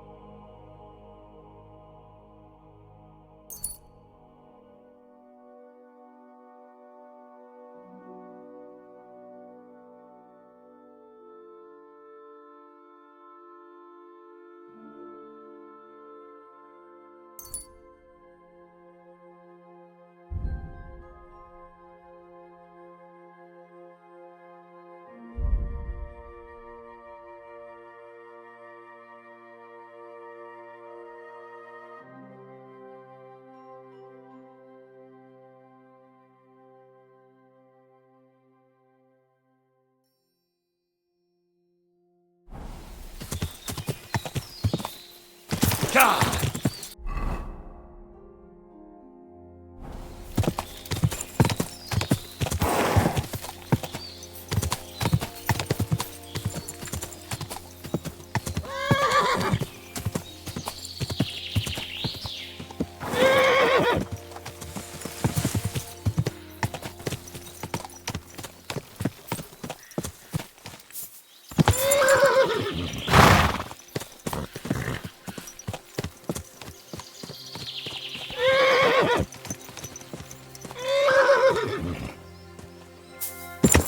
Whoa!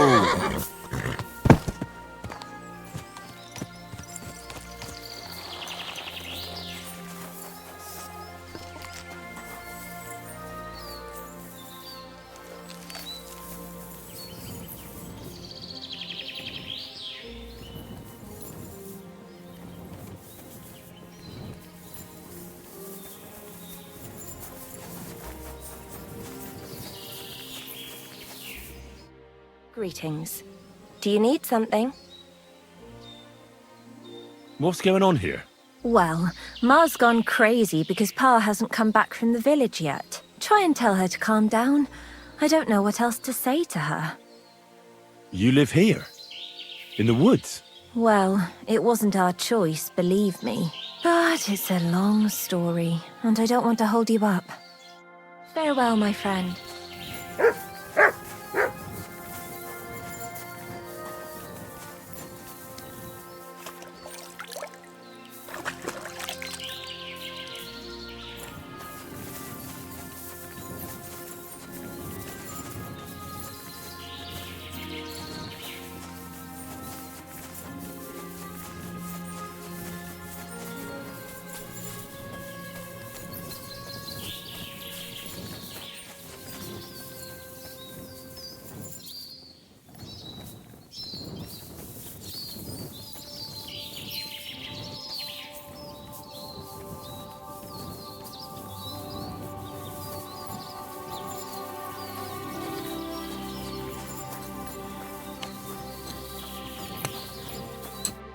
What's going on?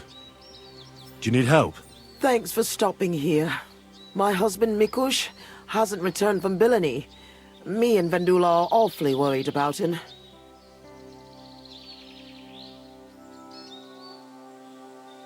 Wait, I need to know a bit more. What's your name? Svatava, I'm Henry. And Vendula would be... our only daughter. And your lost husband is... Mikush? Aye. Since we've been living in this hut, he's been going to work to Billany. When did you last see him? He left a few days ago. He's never been away this long. What job did he do in Billany? He's a damned good tailor. But besides that, he does odd jobs around the village. He always brings whatever he earns here. Mostly food. The little we manage to grow here isn't enough. Why don't you look for him yourself? Billany isn't that far. I can't. I've injured my ankle. I can't walk that far. What happened? I twisted it when we were running away from the soldiers through the forest. It's better now, but it still hurts. It would take me half a day to limp to Billany. So why don't you send your daughter? By herself? Are you mad? She's young, inexperienced. Something might happen to her. Did your Mikush have any enemies you know of? Enemies? No. He's a nice man. He never hurt a soul. Maybe he's a bit too nice. He trusts everyone. I'm worried someone might have tricked him into something. What do you mean? He thinks people are good deep down. I don't think that. People can be right bastards. That's why I'm so worried about him. Do you want me to find him? You do that for me? Yes. Don't worry. I'll find him. Where do you think I should start? In Billany? Aye. Ask about him in the tavern. He wears a fine embroidered hat. Everyone will remember him. Why are you here? In the forest? We had a big house in Messales. But then Sigismund's mercenaries decided to burn the village to the ground. Mikush, Vendula and me all escaped at the last moment. The others weren't so lucky. It was hell on earth. You can't imagine the terror. I'm from Scallis. I reckon I can. You can? I don't know. In any case, we ended up here. At least we had some roof over our heads. But now, I don't even know what'll happen next.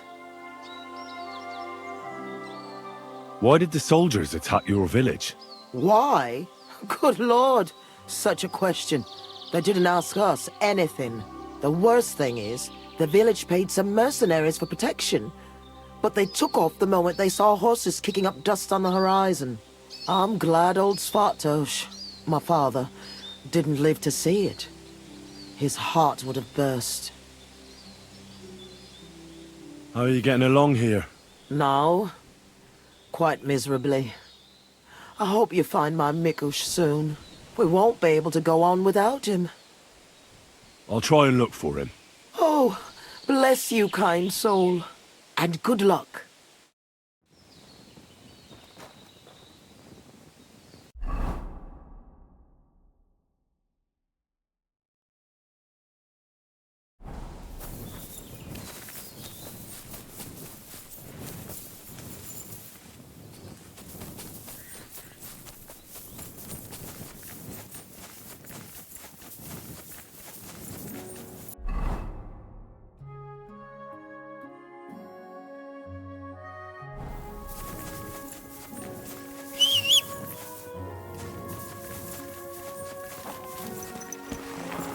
Quick!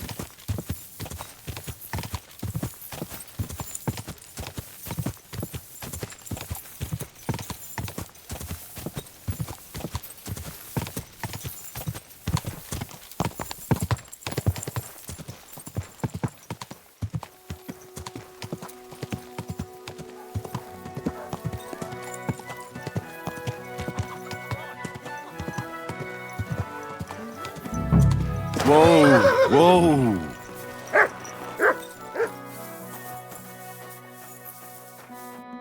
God bless you, sir. I'm looking for one fella. His name's Mikush. Mikush? Doesn't ring a bell. They say he wears a fancy hat. Ah, the Hatter, of course. He's not from around here. He started showing up a few months ago. Just for a few days at a time. Sometimes he'd sleep here. I hear he made his living as a tailor in the village. I don't know anything about that. He never offered me his services. He seemed to me like an ordinary, decent guest. He drank a few beers, played dice. He played dice? With who? I don't get a moment's rest around here, my good man. I don't have time to check who the guests are talking to, but he must have played with Chernik. He's our champ. I'm sure he'll tell you more. Take care. What do you want? We'll see whose side luck is on today. Greetings. What do you need? I'm looking for someone. His name's Mikush. Mikush? Never heard of him. I've been told he wears a... fancy hat? Exactly. I've seen him around here. But I don't see why I should talk to a stranger about another stranger. The innkeeper told me that you definitely played with Mikush. Aye. I do like a good game of dice. But I'm not telling you anything else about him. Why's that? Because I don't know you. Like me ma always said, never talk to strangers. Come on, let's roll some dice instead.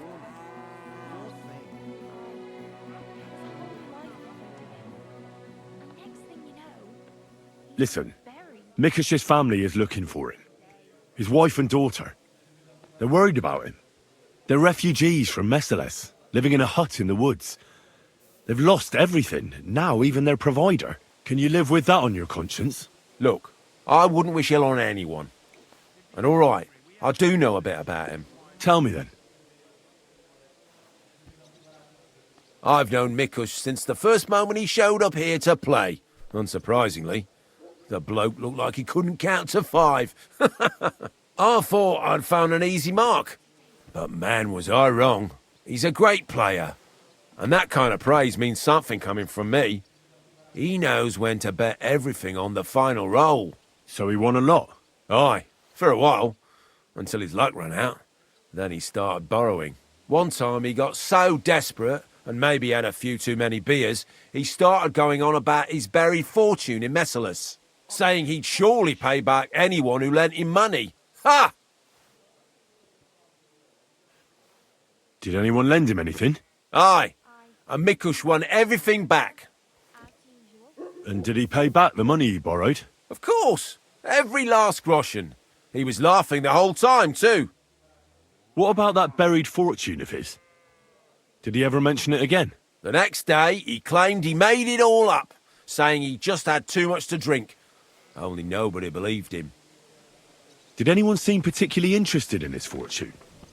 Someone who'd want it for himself, and would go after Mikush because of it? Everyone was interested in it, but Mikush never talked about it again. Besides, that village is burned to the ground and full of rabble. Messerless is an awful mess. That rhymes! When did you last see Mikush? A few days ago. He was playing against that hired hand, Drat. Drat lost and didn't have enough money. They left together, and Mikush hasn't shown up since. That's pretty suspicious now that I think about it. That Drat bloke's an odd duck. What do you mean, odd? I've heard he's been dealing with some bandits. You'd better have a word with him. But be careful. Where can I find this Drat? Somewhere in the village. I reckon he'll be at the farm he works at. Well, technically, because he's a big fella and looks strong, they made him into something like the village catchpole. But to tell you the truth, he's less a catchpole and more just a regular farmhand pretending to be a catchpole. Where can I find this Drat? I already told you. I'll go have a talk with Drat then. Thanks. Don't mention it. And if you ever fancy a game, you know where to find me. See you later, my friend.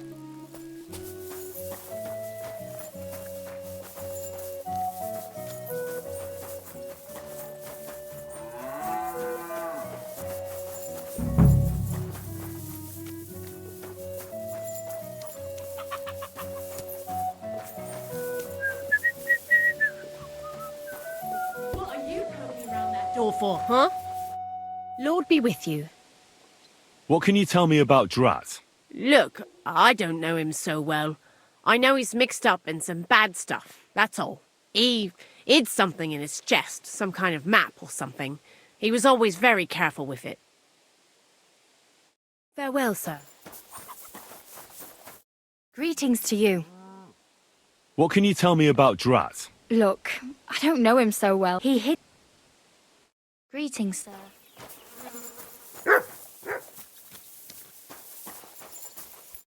You're Drat? Aye, that's me. Can I ask you something? Ask away, but do it fast. I don't have all day. Do you know a fella by the name of Mikush? I don't know any Mikesh. Knock it off. I hear you left the tavern together. And no one has seen Mikush since. Oh yeah, that fella. We were heading in the same direction, but then went separate ways. That's all I know. You certainly know something about Mikush's disappearance, and you should talk. Should I? Why's that?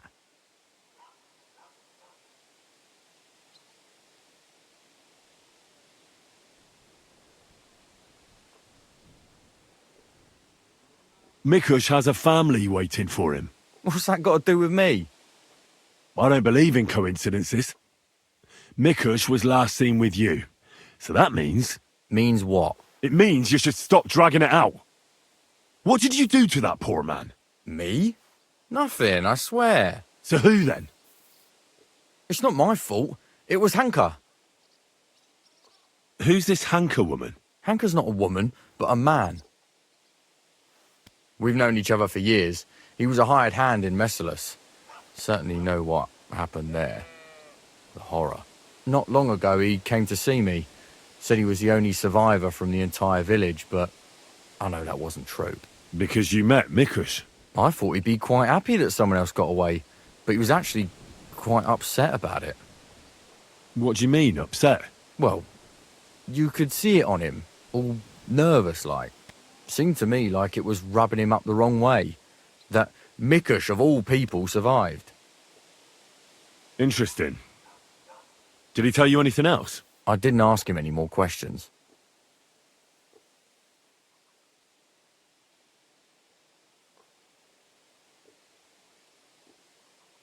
Did he have any issues with Mikush? Perhaps there was something between them. I didn't ask. And did you tell him about the buried fortune Mikush talked about in the tavern? I don't know. Rubbish. Why would you keep something like that to yourself? It was the talk of the village, and all of a sudden a fella shows up here that knows Mikush. I don't think he even had to talk you into it. Admit it. You told him about it. Fine, I told him about it. Of course, Hanka wasn't really interested. He was certain Mikush wasn't kidding about burying that fortune there. Then he said he'd like to talk to Mikush and whether I could set up a meeting. Well, thanks to you, he knew Mikush frequents the tavern. So why didn't he go and find him? To talk with him? I don't know. Damn it! Come clean. You must have asked him the very same question. So you know the real reason. Admit it. Hanka told me he'd joined up with some bandits, so he didn't want to show his face in the taverns. It wasn't so long ago they robbed a merchant here. I reckon he was afraid someone might recognise him. So he wanted to rob Mikush? I really have no idea. Hanka didn't tell me. I just wanted to help out an old friend. I didn't know what he was up to. What the hell do I care about some strange fellow with a funny hat, damn it? Hanka told me to take Mikush outside the village and then he'd meet him there. But he said Mikush couldn't know about him, and he left figuring out how to do that up to me. So I played dice with Mikush. He's damn good, so I had no problem losing a few games. In no time at all, I owed him quite a few groschen. I told him I could pay my debt immediately, but he'd have to come with me to my hiding place. He didn't blink an eye. He's damn trusting, given how things are today. I took him a little way outside the village, told him I was going to take a piss, and then took off. And that's all. I don't know anything else. Where did you take him? I want the exact location. Here, just outside the village, on the way towards Missalus. Are you trying to lie again, Drat? Hanka joined up with some bandits. You said yourself he wouldn't dare going anywhere near the village. Unless you want to piss me off, you'll tell me the truth. Now. All right, fine. It was a bit further away from the village. Actually, it was quite far. Where were you supposed to take Mikush? A crossroads by the forest, on the way to Missalus. Actually, almost right by Missalus. A little beyond the woodsman's camp. Just go straight. 2 roads intersect there. It's the only proper crossroads on the way. What happened at the crossroads? I want the truth. Well, as I was saying, I took Mikush there and told him I needed to take a piss. Then Hanka jumped out of the woods with some bandits. They grabbed him. He began to scream, but there was no one around to hear him. And what did you do? I didn't wait to find out what would happen. I ran. What did Hanka promise you for bringing Mikush to him? Nothing. I did it out of friendship. Are you trying to lie again? All right. He said he'd give me part of the buried inheritance. So Hanka wanted to get his hands on that inheritance the whole time? I reckon so. It's no wonder. When you're as poor as a church mouse. But if he did anything to Mikush, you're both in trouble. Hey, don't drag me into this. I didn't do anything to him. How long have you known Hanka? Since you're such good friends. We go back a long way. As youngsters, we'd beat the shit out of each other in the Messalus tavern. As it often goes, we ended up becoming friends over a beer, you know? But I haven't seen him since I've been working as a catchpole. Not until now, that is. Well, if you were such good friends, you must know more than you're telling me. Maybe.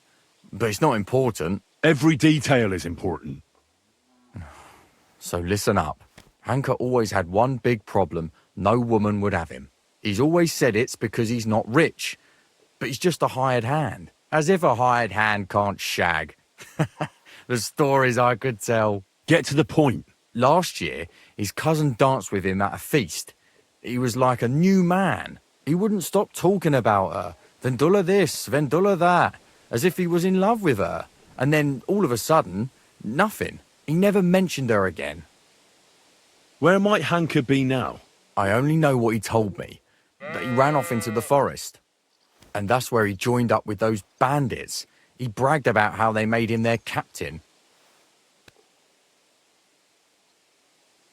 I'm not wasting any more time with you. God only knows what Hanka's done to Mikush, and you're responsible for it. Be ashamed. You sold out an innocent man for a handful of groschen. Sickening. I'm truly sorry. Being sorry won't help. You're a snake in the grass. You deserve punishment. Please, don't tell anyone. No one can find out.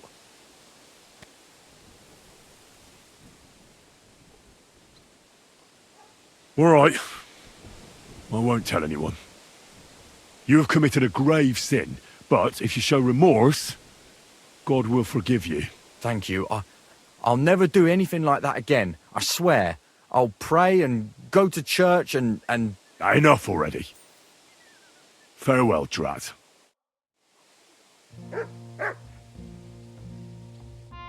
you told me everything? Or are you still hiding something? I've told you everything I know.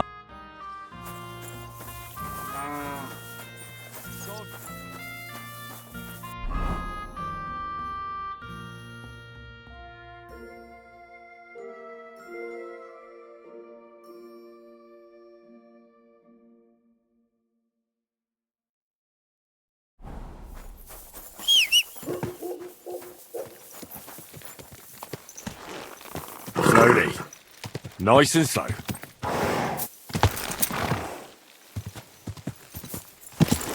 Go! Quick!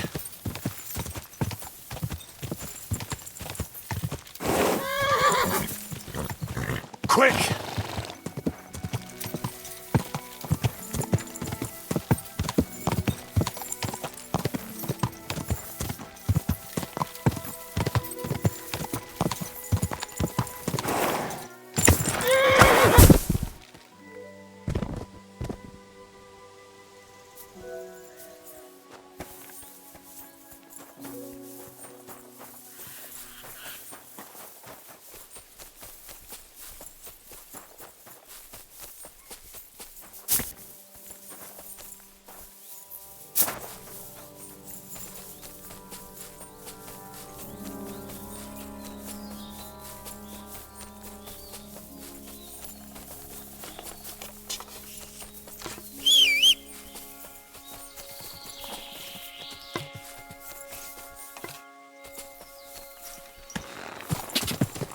Go!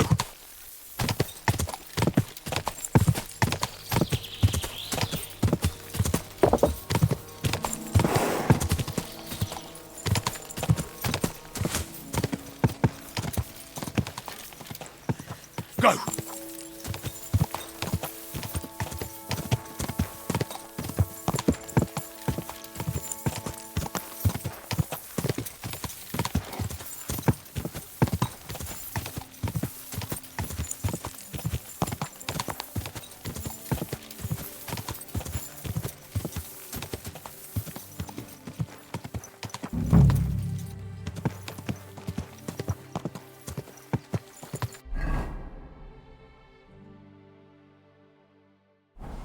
Whoa! Whoa!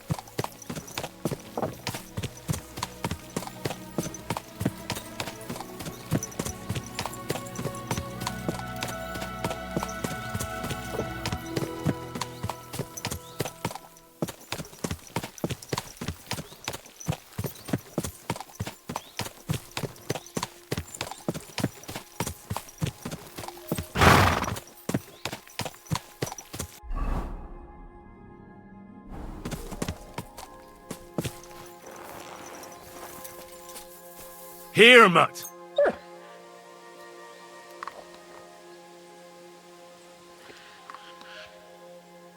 Look what I have for you.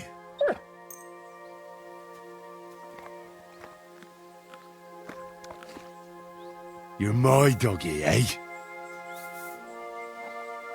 Here, Mutt.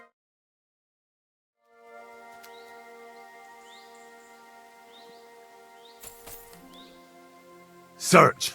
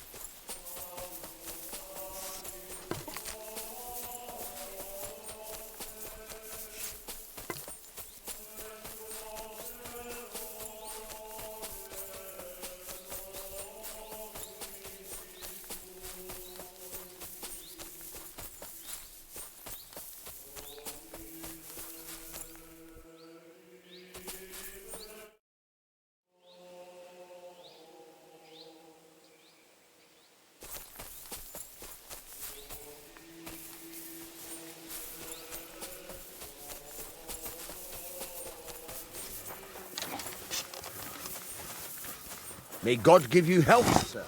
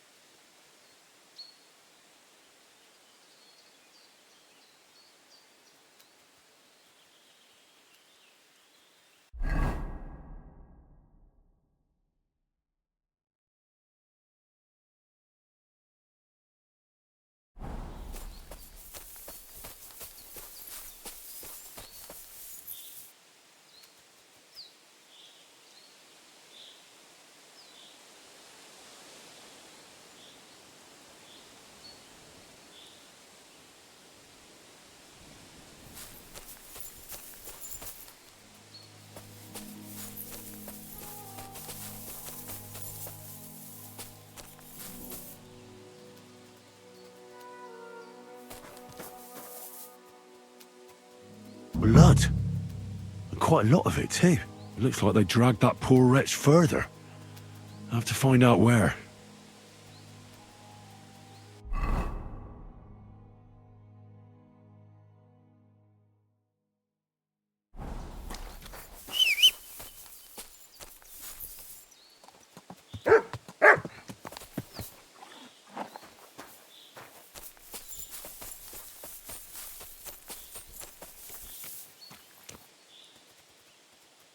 That must be Mikush's hat.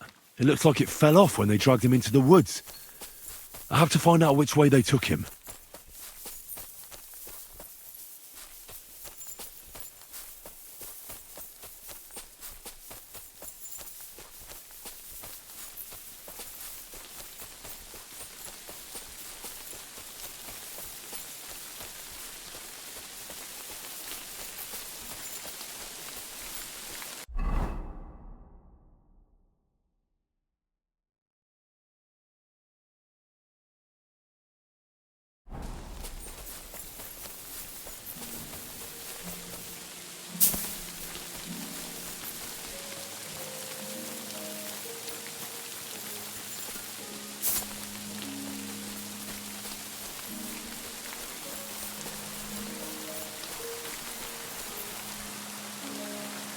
Here, Matt.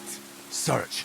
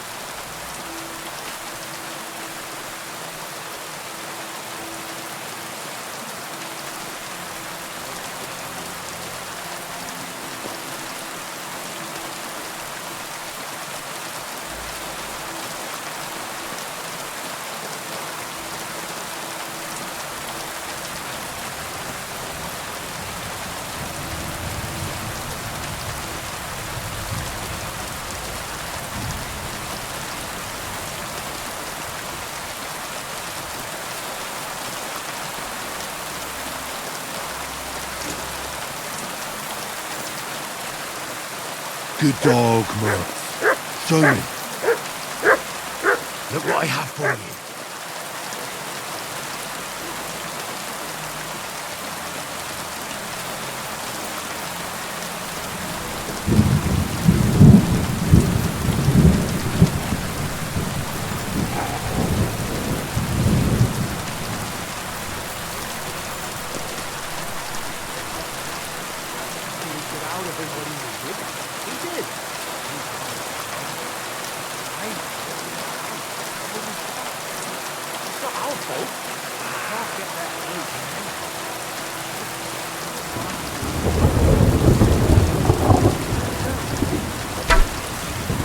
You've got to be kidding.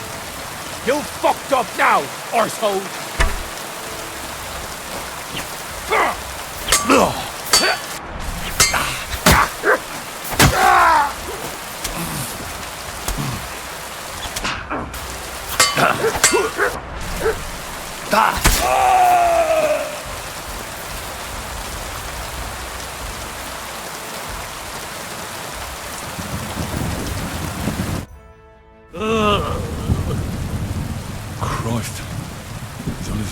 legs. Let's have a look then. The burns look ugly, but something tells me they aren't the main problem. The stab wounds are worse. They're red at the edges and are hot to the touch. I think this wound is infected. We ought to do something about it. At the very least, clean and bandage it.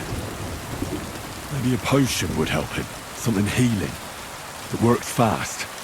The better quality it is, the quicker he'll get better. Maybe some herbs would help him. Medicinal ones. They help with healing. If I place them on his wounds and dress them, he could get some relief.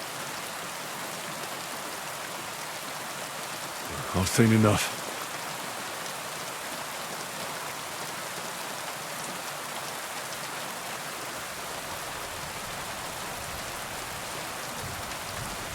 I'll come back to him.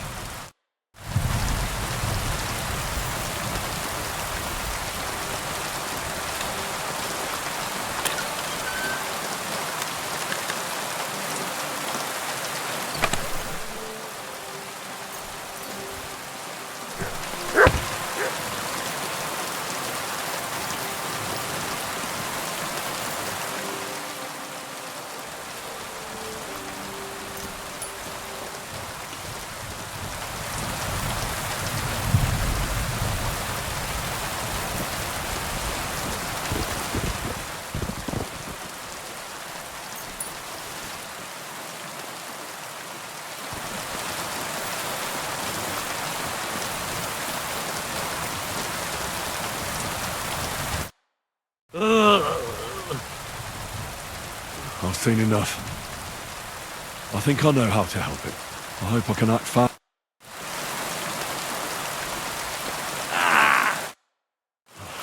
What are we gonna do with...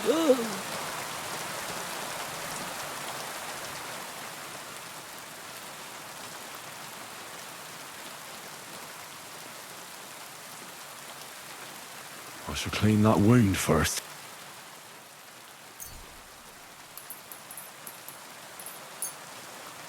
This'll sting a bit. Ah! That hurts! The wound is clean. That should stop the pus from forming.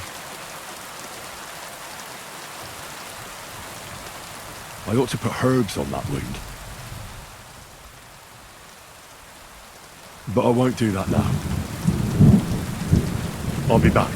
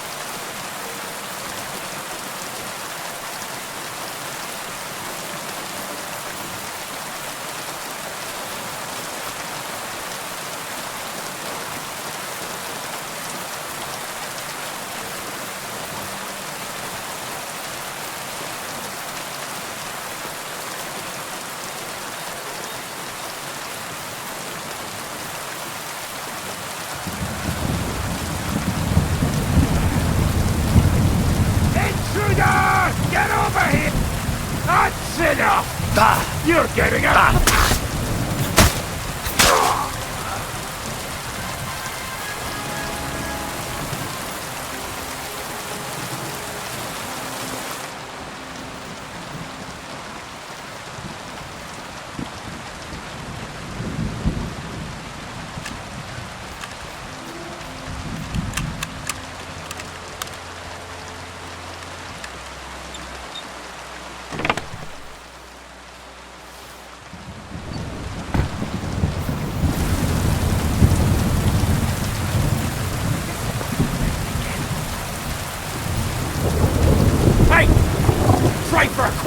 you bastard!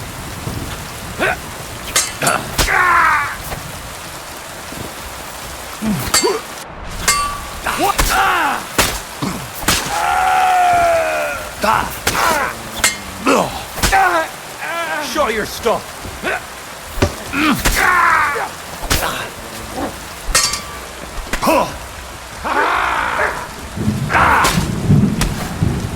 Kurwa!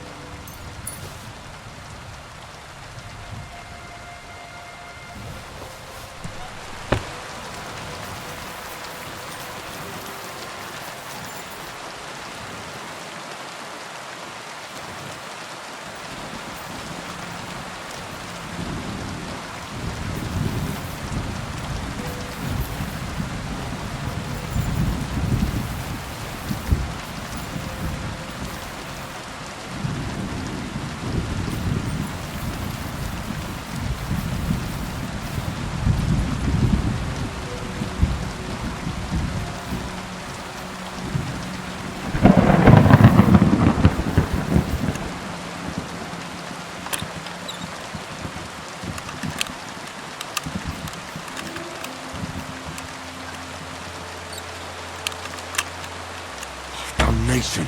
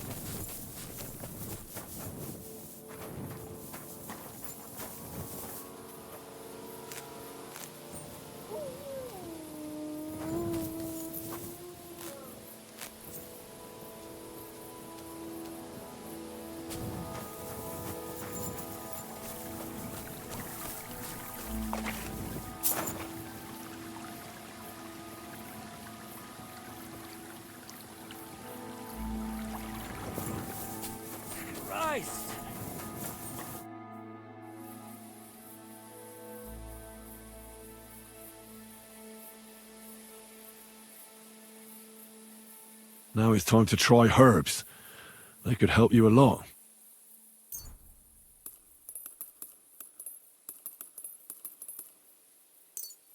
I have just the thing for this. Ah. Right. The wound is clean. You should be feeling better soon. I'll give you a healing potion. I'm sure it'll help.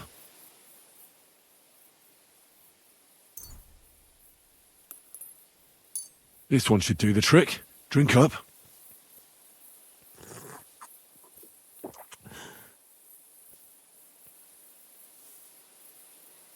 I should bandage it for you. I'll just wrap it tight. There we are.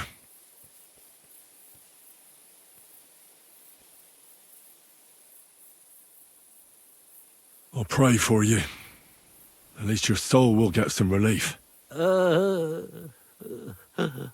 does it go again?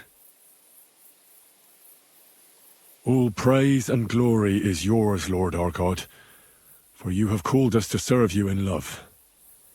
Bless Mikush, so that he may bear this illness in union with your son's obedient suffering. Restore him to health, and lead him to glory. We ask this through Christ our Lord. Amen. Amen.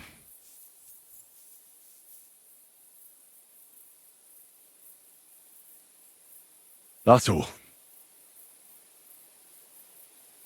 I'm sure he'll pull through. Mikush? Who are you? Henry. But that's not important now. What happened here? Why did they torture you? I buried inheritance.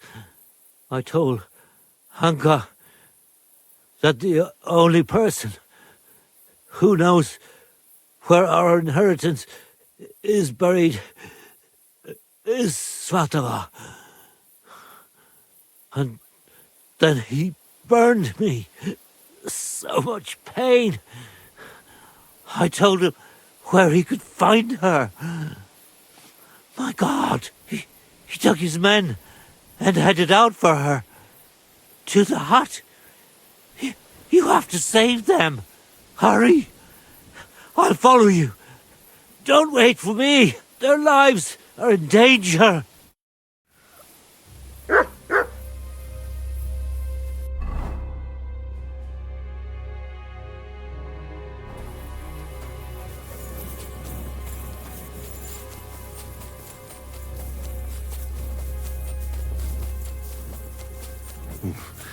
I better not forget about that council assembly.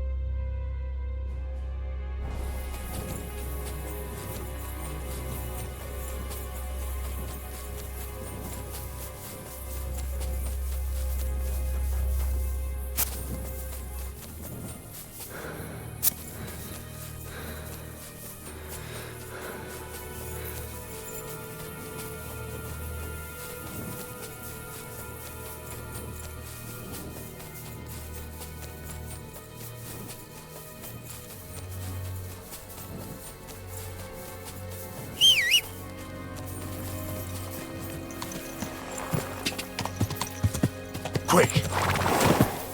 Ja!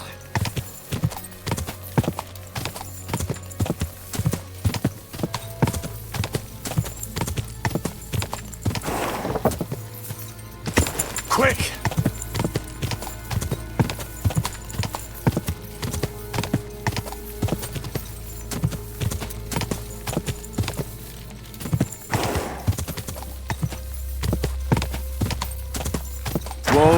Whoa!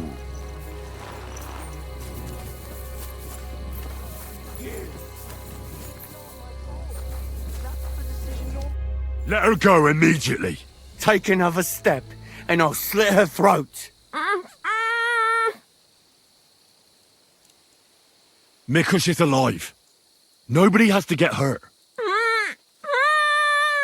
What do I care? Stay back, I say. Let her go. We can talk this over. It's not your fault what you've done. You've gone through horrible things. What could you know about that? Believe me, I know. You're horribly angry and you can't control yourself. But no one else should suffer because of that. Talk to me. Peacefully. Peacefully? All right. We'll do it your way. Praise be to God. Look, I know it doesn't look good, but I was in the right. The money they hid, it belongs to me. It's my inheritance.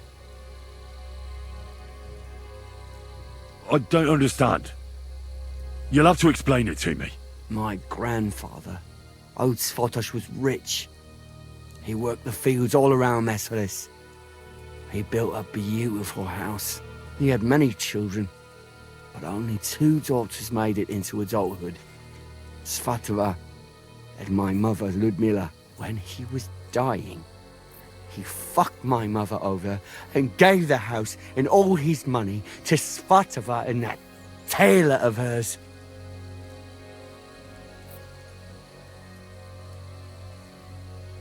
To disinherit his daughter like that is strange, to say the least. Did he have a reason to do that? Reason? Svatosh hated my father. He was just your average poor commoner, but that wasn't good enough for his high and mighty self. Svatova and Mikush got married off in Kuttenberg at the Church of St. Peter and Pavel. But did they invite my parents? I was still little, but I remember he treated us like dirt. And not just him.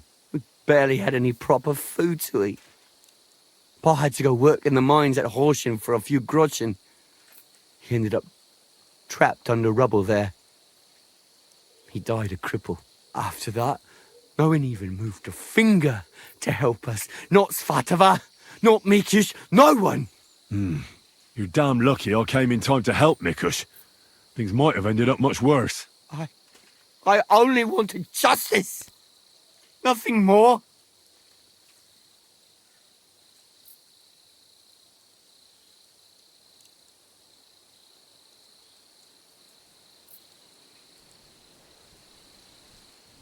If you felt aggrieved, you should have found another way.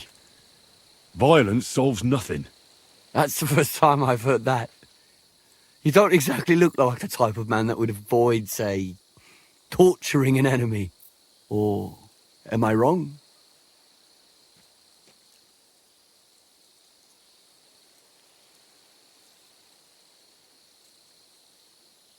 I need to have a good reason to get violent. Are you saying I didn't have a good reason? In any case, you should apologise. You put them through hell. I won't apologise to anyone. They had a guilty conscience because of what they did to me. If they shared just a bit of their wealth, nothing would have happened to them. But they didn't. They fucked up my life. I'm poor and alone. Drat told me you were attracted to Vendula. That's not true. Don't lie. I hear she danced with you. And you were over the moon. I wasn't. Not so many girls dance with me. Because you're just a hired hand? Well, she's my cousin. So I wasn't head over heels for her or anything. No way. I mean, who want me anyway? I get it. You're alone and desperate. It's sad not to have someone by your side. You're right. But believe me, there is someone out there for everyone. It's God's will. You think so? Certainly. Try and pray more. And visit the baths. That's important. I wish I heard that earlier. But it's never too late to change, believe me. Look at me. I'm just an ordinary village boy. You might be right. Enough talk. Be reasonable. No one died in the end. I said, enough talk. I know how to end this whole unfortunate situation. Take what I said about rectification to heart, and leave here in peace. Very well. I was getting sick of the bandit life anyway. You'll never see me around these parts again. I swear. Farewell.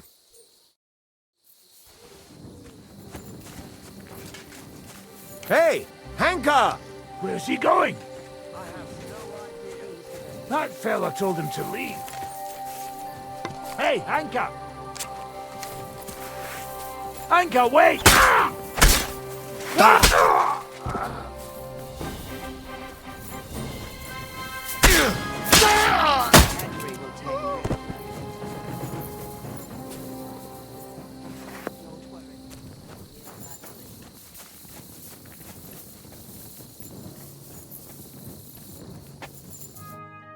You both all right?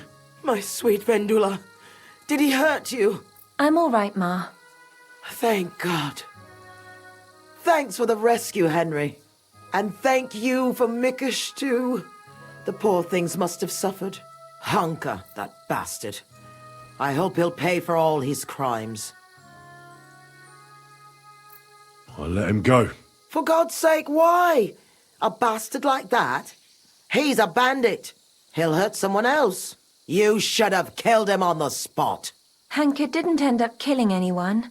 Oh, stop talking nonsense. Every criminal deserves a just punishment.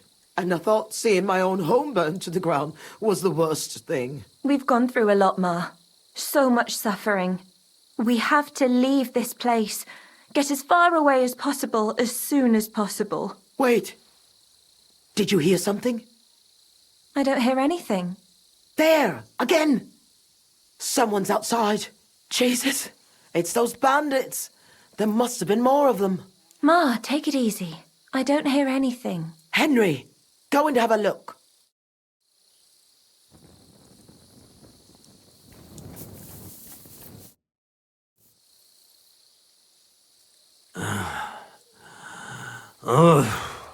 It's not the bandits. Look who's come home. Mikush! Pa! You made it here quickly. I came as fast as I could. I nearly gave up the ghost. I was so worried about the two of you. I'm so glad you survived. That horrible hunker tried to kill us. I know. All because of the inheritance. He went absolutely mad. If it weren't for Henry, he'd have killed Vendula. And then me.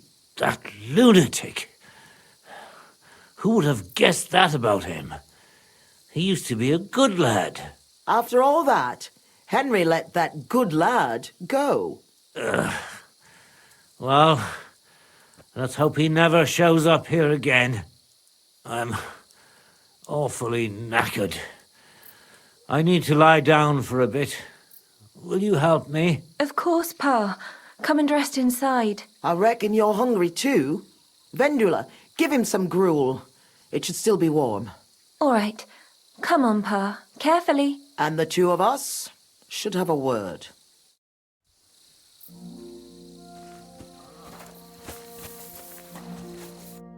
What did you want to talk about? I wanted to thank you for everything. You saved our entire family. I'm glad I could help. As you might have figured out, everything that happened was all because of our inheritance, which I hid from the soldiers in Messalis. I understand you've done everything you can for us, but I wanted to ask if you could go and get it for us. You're a strong, capable man, and you don't scare easy, and it'll be worth your efforts. Trust me. All right, I'll look for it. But you'll have to tell me where I'll find it. Listen, I'll tell you everything. My memory's not as good as it once was. Our house is the third one on the right when you follow the main road towards Visoka. Anyone entering the village goes by our house. Must have been about 2 days before the tragedy. The neighbor boy ran over and started yelling about how something was coming, that he'd heard it from the patrol on the road. No one believed him, not even his pa. After all, why would soldiers attack a monastery village, one far from their camp? It didn't make any sense. That night, though, I had a strange dream. I tried to put out a fire, but the more water I poured on it, the bigger the flames got. So I decided to hide all our valuables. Only I couldn't do it during the day.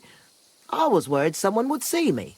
I put all of it in a chest, loaded it onto a handcart, and waited till nightfall. Continue. When night fell, I snuck out the back of our house with the handcart, making my way through the hole in the fence next to the compost heap. Mikush was supposed to fix that hole a long time ago, but as good as he is with a needle and thread, well, when it comes to other work, you can forget about it. At least it made things easier for me. First, I headed right. Then I turned left, up the path, around the neighbor's barn. It's outside his fence. I had to stop there, because the neighbor's little brat was still awake and wandering around. Fortunately, he didn't see me. So I kept going past a low wall where 2 paths cross. There, I went left. Once I was safely out of the village, a dog started barking at me, so I had to pick up the pace. Instead of turning right down the path, I went straight into the field there. That handcart was damned heavy, and it was rough going off the path. I crossed the field, making it to the woods, but the wheel got stuck there. I couldn't go any further, and it was pitch black. I lit a lantern and dug a pit to fit that chest. Took me forever. When I was done, I could barely walk straight. The sun was coming up. I left the handcart and shovel there and went back the way I came. I hope those directions are good enough for you to find it.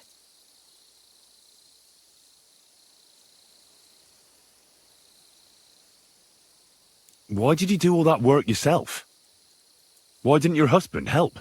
The fewer people know about it, the better. I didn't want to leave anything to chance. That's all I need. I'll go and find your inheritance.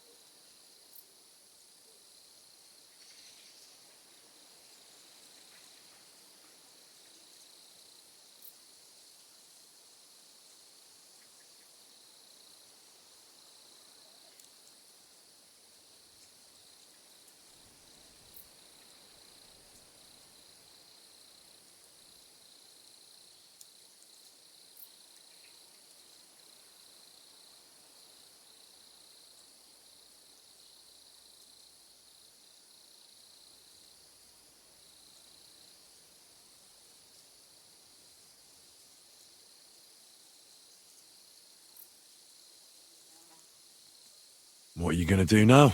I hope that inheritance brings us back the happiness we've lost. I hope our suffering ends soon, and we'll see better days again.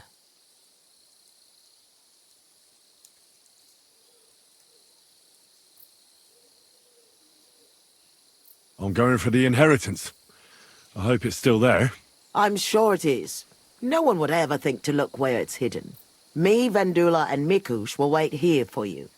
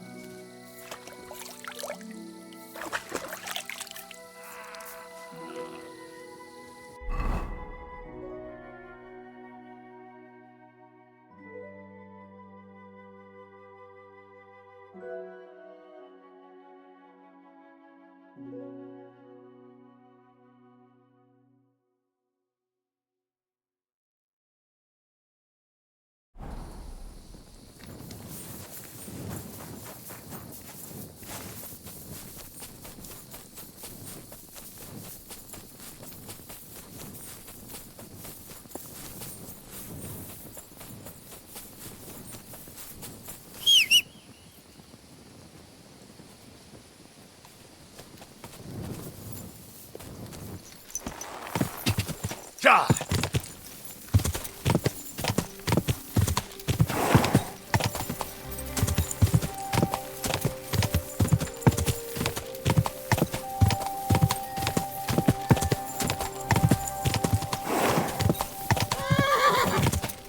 Ja!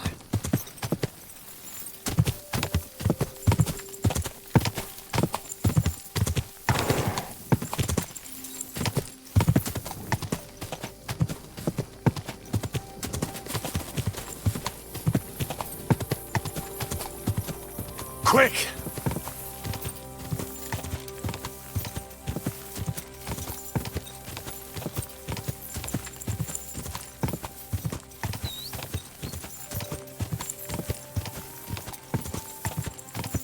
Go!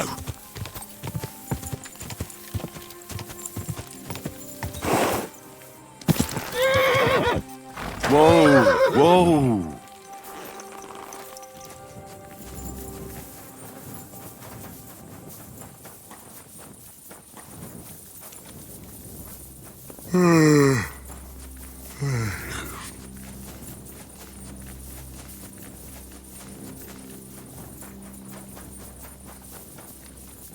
This is where Mikush's family lived. It's a pretty big house for 3 people. I reckon they had a lot to be jealous of.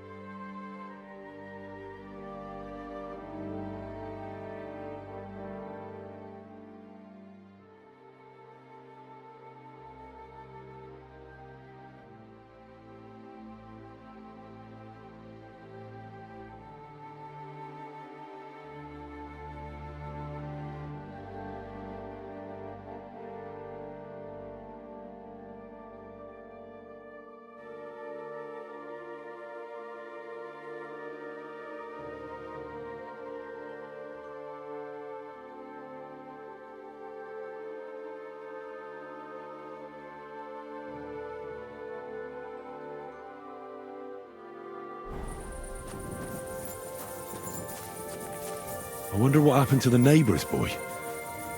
Maybe he managed to escape with his life too. Maybe.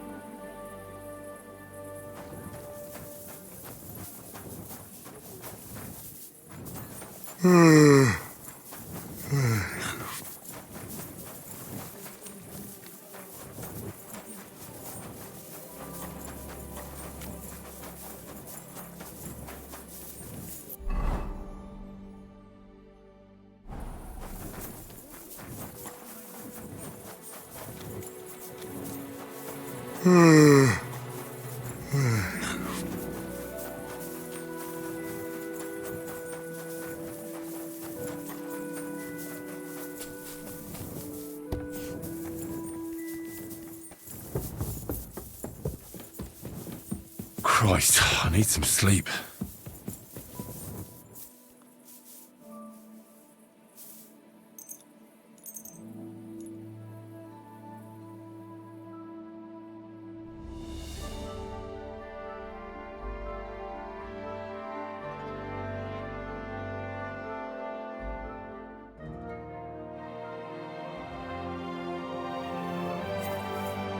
I ought to go and see Rosa. She'll be expecting me.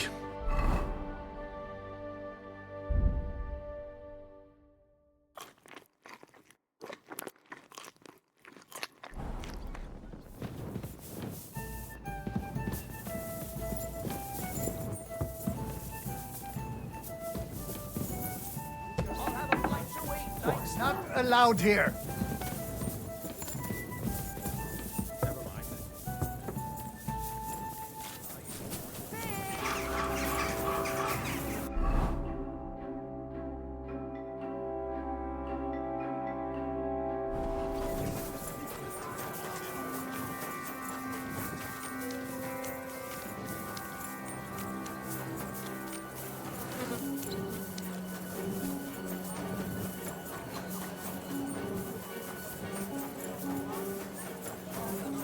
Shop here.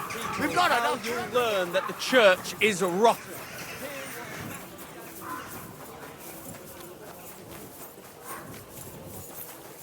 Gather round, good men, so you can avoid danger. Hear what I say?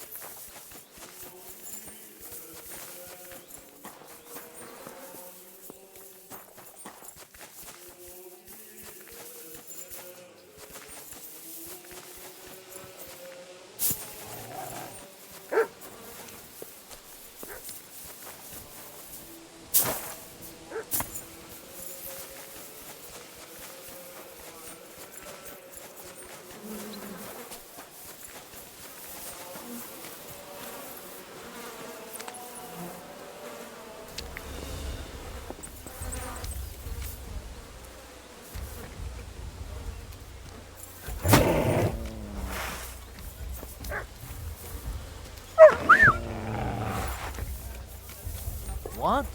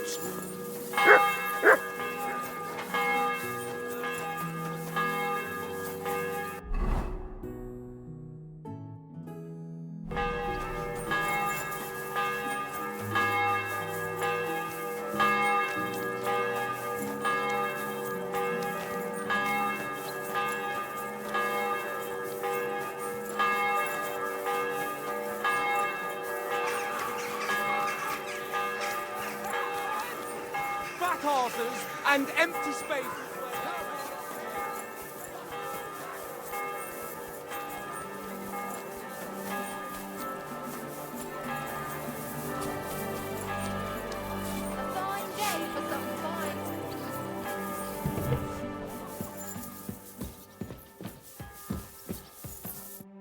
Glad to see you again. You have the gall to show me your face again? I'll call the guards. Hold your horses. I'll come in peace. Actually, I have a little offer for you. You've come to blackmail me again? Call it what you like. I need to get into the City Council Assembly, and I reckon you can help me. The Assembly? The one King Sigismund is supposed to attend in person?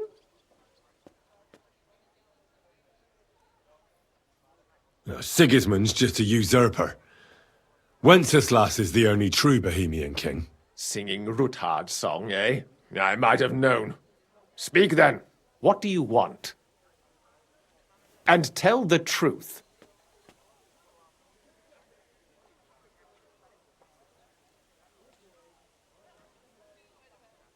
I want to know what Sigismund tells the council.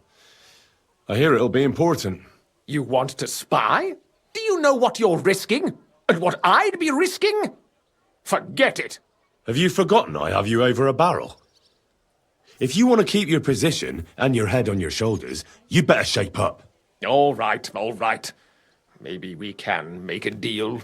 If I get you into the council, you'll behave appropriately and you won't betray yourself, or especially me.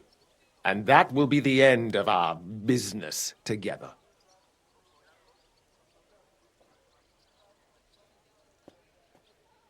All right. That seems like a fair deal. You can get into the council assembly relatively easily. My cook's son will be serving there. He's roughly around your age. Maybe he can be persuaded to let you stand in for him. Although, not everyone would want to give up an opportunity to serve the King of Hungary. Where can I find the cook's boy? He's supposed to pick up his new clothes at the market today, from Master Tailor Schneider. You'll almost certainly run into him there. That is, if he's up and about after his boozing bout. I swear that fellow practically lives at that Tin Hen. At the what? That German alehouse, the Iron Eagle. That is Zum Eisernen Adler. Who's this boy? Franter's his name. Franter Cooldown. He's an idler and a boozer, but he's proved his worth as a waiter. Which reminds me, you'll need his letter of permission to serve in the council. Otherwise, you won't be let inside. What would work on him? How can I persuade him to give me his job? Would you like me to give you a letter for him? I told you how to get to the assembly. Now do your part. What will I need to work as a waiter there? Fast feet and good manners. And the livery of a royal waiter. Excuse me? Do you think you can serve the king in a torn shirt and muddy hose? Well, no. But I never heard about any livery before. Our usual waiter had a brand new livery made specially for meeting the king. Don't even show up there without it. I'll be going then. See you at the council. Just make sure we both come out of it alive.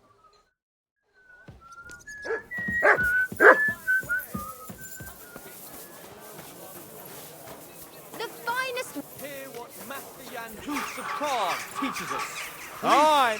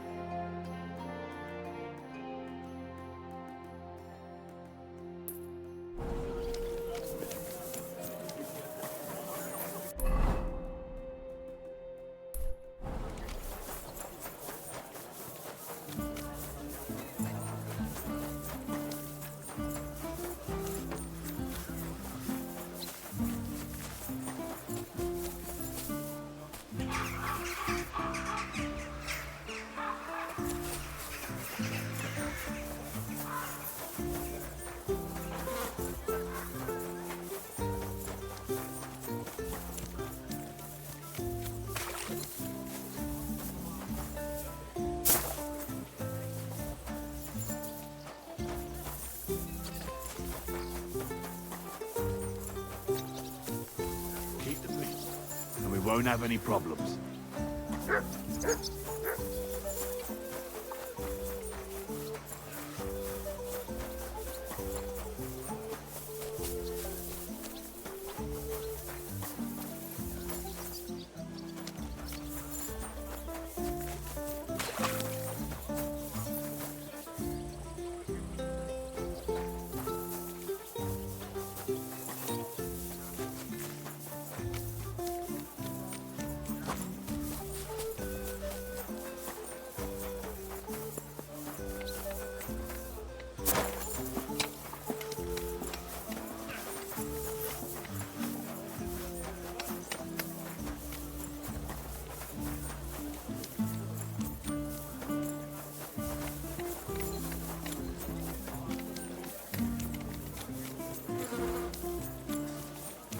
You're all... Or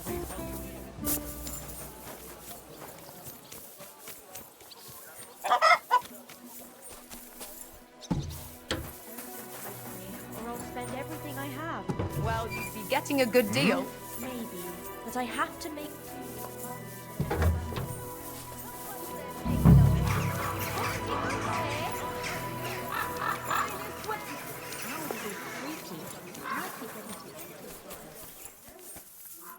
Good day to you. Are we gonna... Would you have learned how to do that?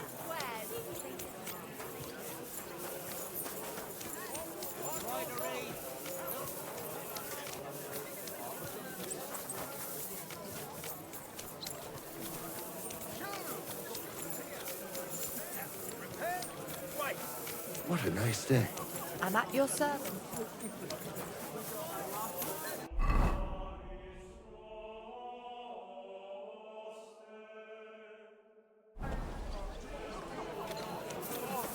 Inexpensive, but high quality. The finest work.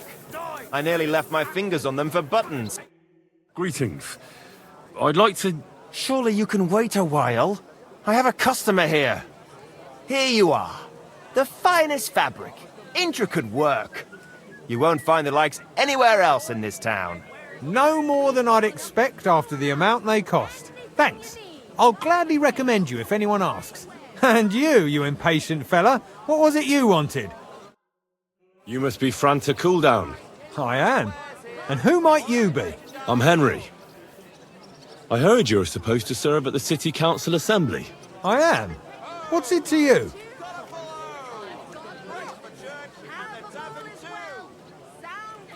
Supposing I took the job on for you. You can put your feet up, fill your belly, and I'll do all the work for you. Look here. It's not like I'm all that keen on it, but it's well paid. Apart from that, it's a bit of a pain in the arse. Them councillors stuffing their faces and guzzling wine, while I run around like a bugger with pitchers so they don't run dry. Why would you want to stick your nose in there?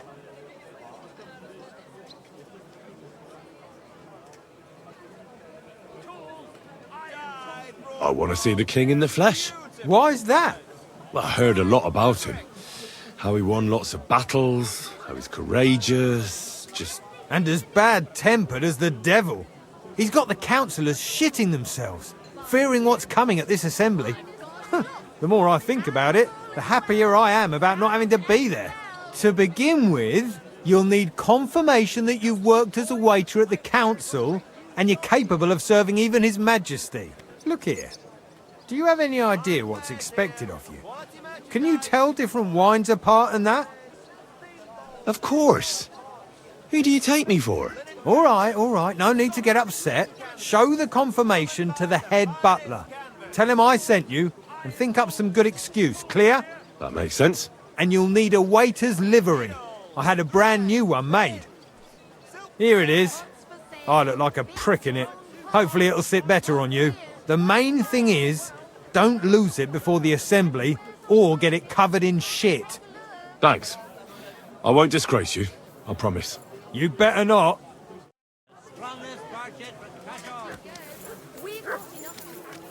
Look out!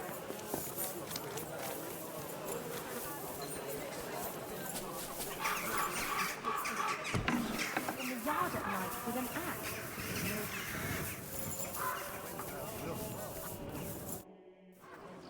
Franta Cooldown sent me. I'm to stand in for him at the council assembly. Franta's not coming?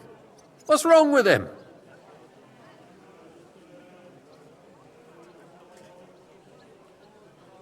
He got as drunk as a lord. Totally pie-faced. Then he fell into a ditch, and now he's staggering around the streets, God knows where. I might have expected. Once, he turned up with a hangover, and as soon as he smelt wine, he threw up all over the chapel door. I told him if that ever happened again, he was for the boot. Oh, well, you'll have to take his place for today. I've no time to find someone else. We can't be without a waiter here, when the king himself will need waiting on. So, let's have a look at you. Have you got Franta's certificate? Sure. Here it is. Everything's in order. Now, about your livery. You know a good waiter by his properly seated cap, and you don't have one at all. Without a tunic, you're no royal waiter, just a common alehouse boy. And have you forgotten your hose? I can't let you into the chamber without them. You can put your steel aside in front of the council chamber, along with your other stuff. You won't be needing it anyway. You don't want to be dragging a load if you're running around tables. The royal waiter's livery has strict rules. So get changed quick and come back on time.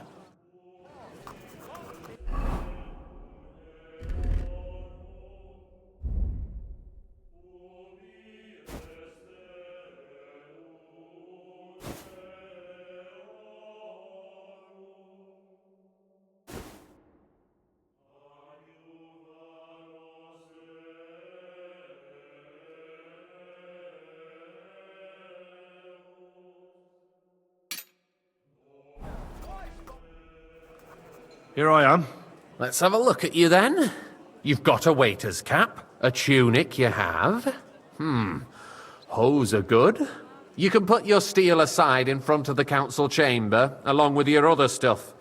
You won't be needing it anyway. You don't want to be dragging a load if you're running around tables. Everything as it should be.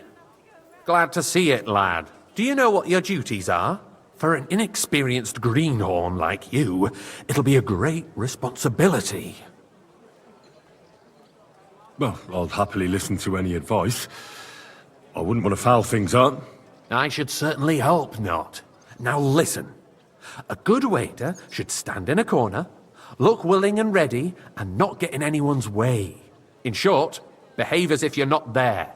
But when one of the gentlemen calls for wine, you run and pour it for him on the double. You'll find the pitchers on a table by the door to the chapel. You take one and go to their table and pour for them. White Tokaib or red monastery wine. White or red by the door to the chapel. Got it. But for Councillor Adam of Zarjitz, you must not pour at all. When he drinks, he disrupts and makes trouble. So the assembly has to be interrupted, or otherwise it never reaches an end. We can't allow that to happen in the presence of the king. All right. Sir Adam of Zarjit stays dry. And if the king himself wants wine, you pour for him with lowered eyes. Don't look at him. And the most important thing? Remember who wants what? That too, but more importantly, do not disturb the councillors at their work. They have a lot to discuss, and in general, a good waiter has to be invisible, blind, and deaf. Oh? I thought I had to keep my ears pricked. Well, yes, but only to what anyone wants from you. No excuses, and provide everything that anyone wants from you. Understood? Absolutely. I'm a waiter, after all. Not some street gossip monger. Correct. And if you manage not to botch it up, you can even rise on the social ladder. Not just anyone can serve the King of Hungary, but you'll manage it, right? I've got something I have to do. Something more important than the assembly of the city council before the king? If you need to go for a piss or get something to eat, off you go. But quick, the king won't wait.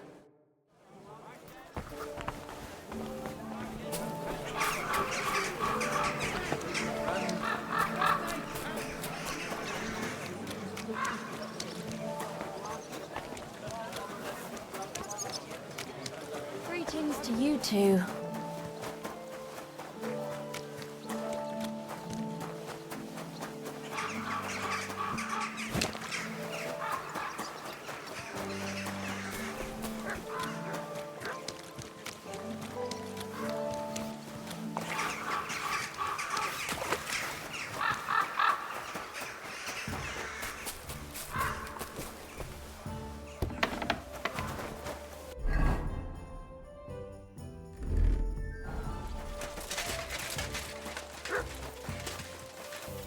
Careful!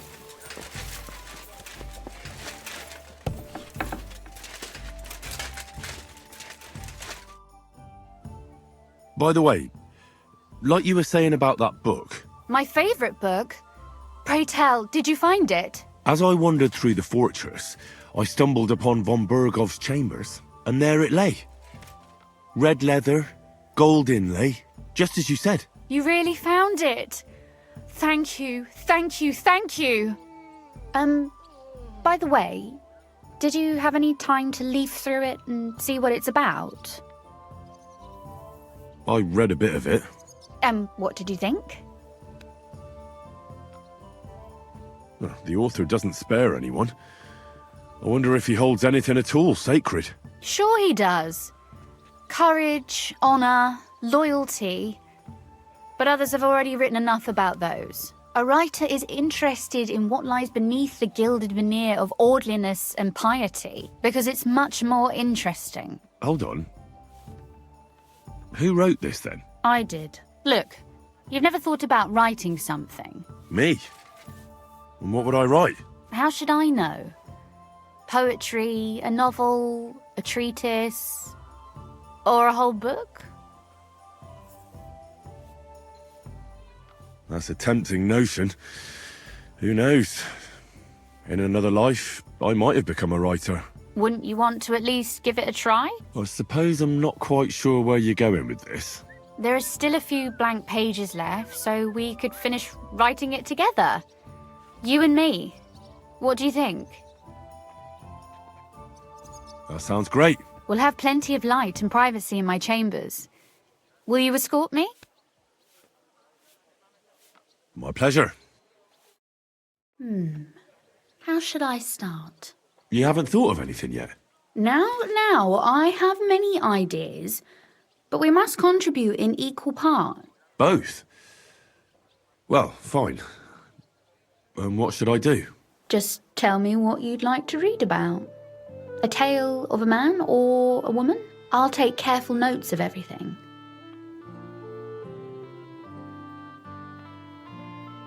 There are heaps of stories about men, so I propose one about a woman. All right, a woman then. But I'd need to know more about her. Such as... Tell me one trait that is important for you. What would impress you in a girl?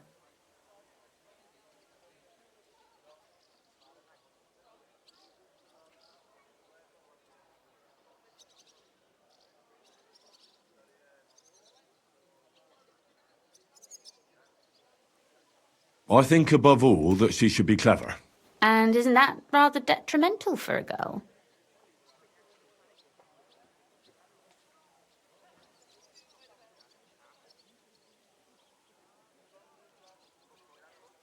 Only if she's too clever and thinks she knows everything. So you're another man who thinks a woman's tongue is a useless organ.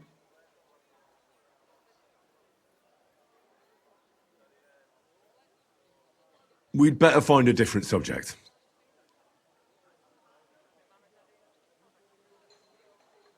Let's try again.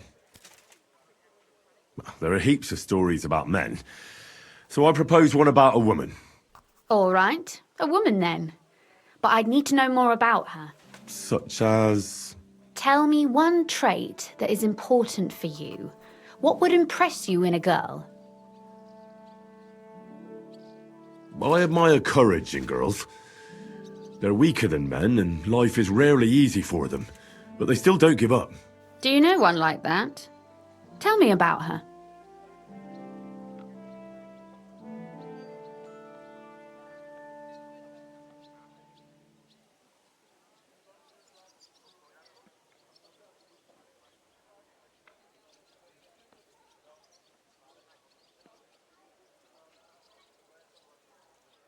How could I not?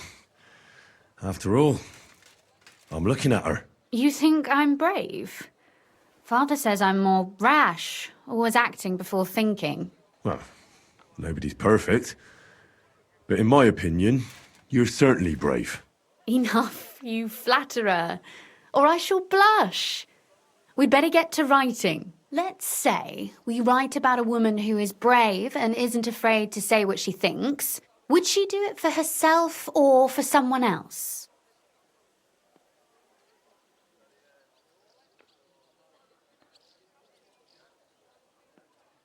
Make her brave for someone she loves. That's much more commendable than if she were only thinking of herself. You can't disagree with that. And to make things a little more interesting, the love will be secret and forbidden, because forbidden fruit tastes the sweetest.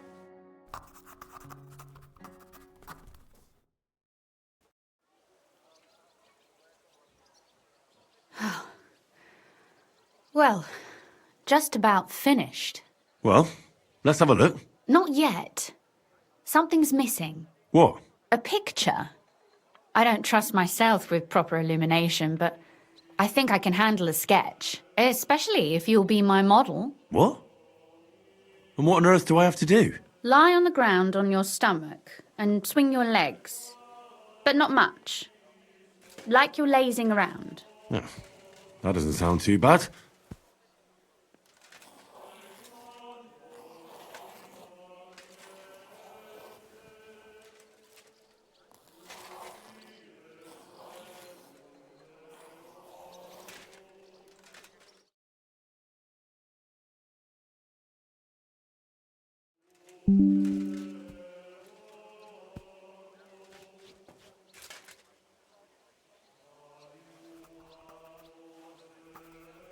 Well, now we're done. Oh, finally.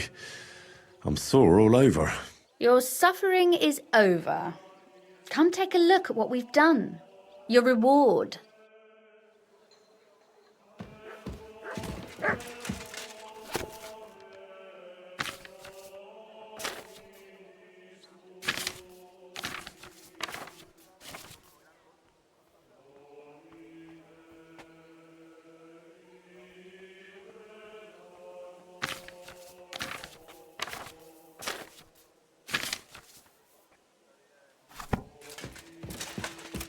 So what about that story of ours? Tell me your impressions. That's nice. A bit didactic, but not to the point of boring moral bludgeoning. That's the way it should be. Sermons for ordinary people work in a similar way. They entertain and encourage, with a few lessons added in between. You see, when I lead mass one of these days, I'll certainly think of you. And what about the sketch? For such a slapdash job, it's not bad, right?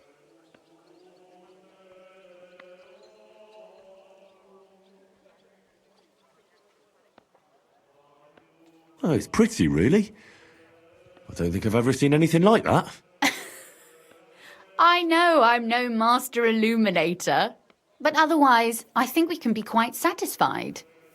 And thank you for the help. I really enjoyed it. Well, so did I.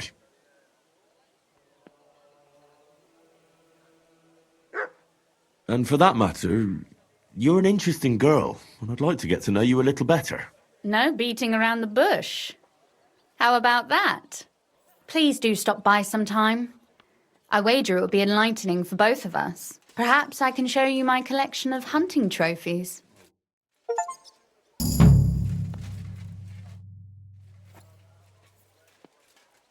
You said you could teach me something. What did you have in mind? If you ask nicely, I'll share some of my hard-earned wisdom with you. Very well then, Lady Know-It-All. Let's say then I come on bended knee. What scholarship can you pass on to me? That depends on what you're interested in. There's a whole world hidden inside of books I could talk to you about for days on end. Or if you prefer actions instead of words, I can show you a few shooting tricks. But I warn you in advance that it will not come free. After all, there's nothing more valuable than scholarship. So, what would you like? I'd like you to show me some archery tricks. You shoot like a... well, a wild woman. I prefer the term Amazon. Will you teach me? Listen closely so I don't have to repeat myself.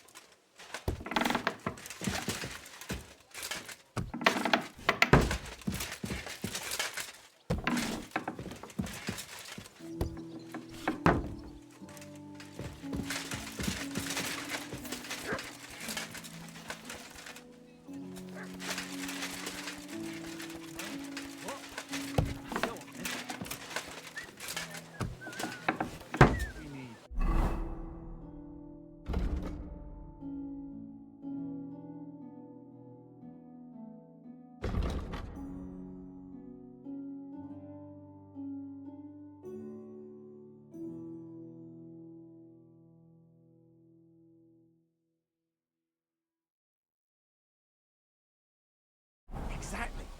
Well...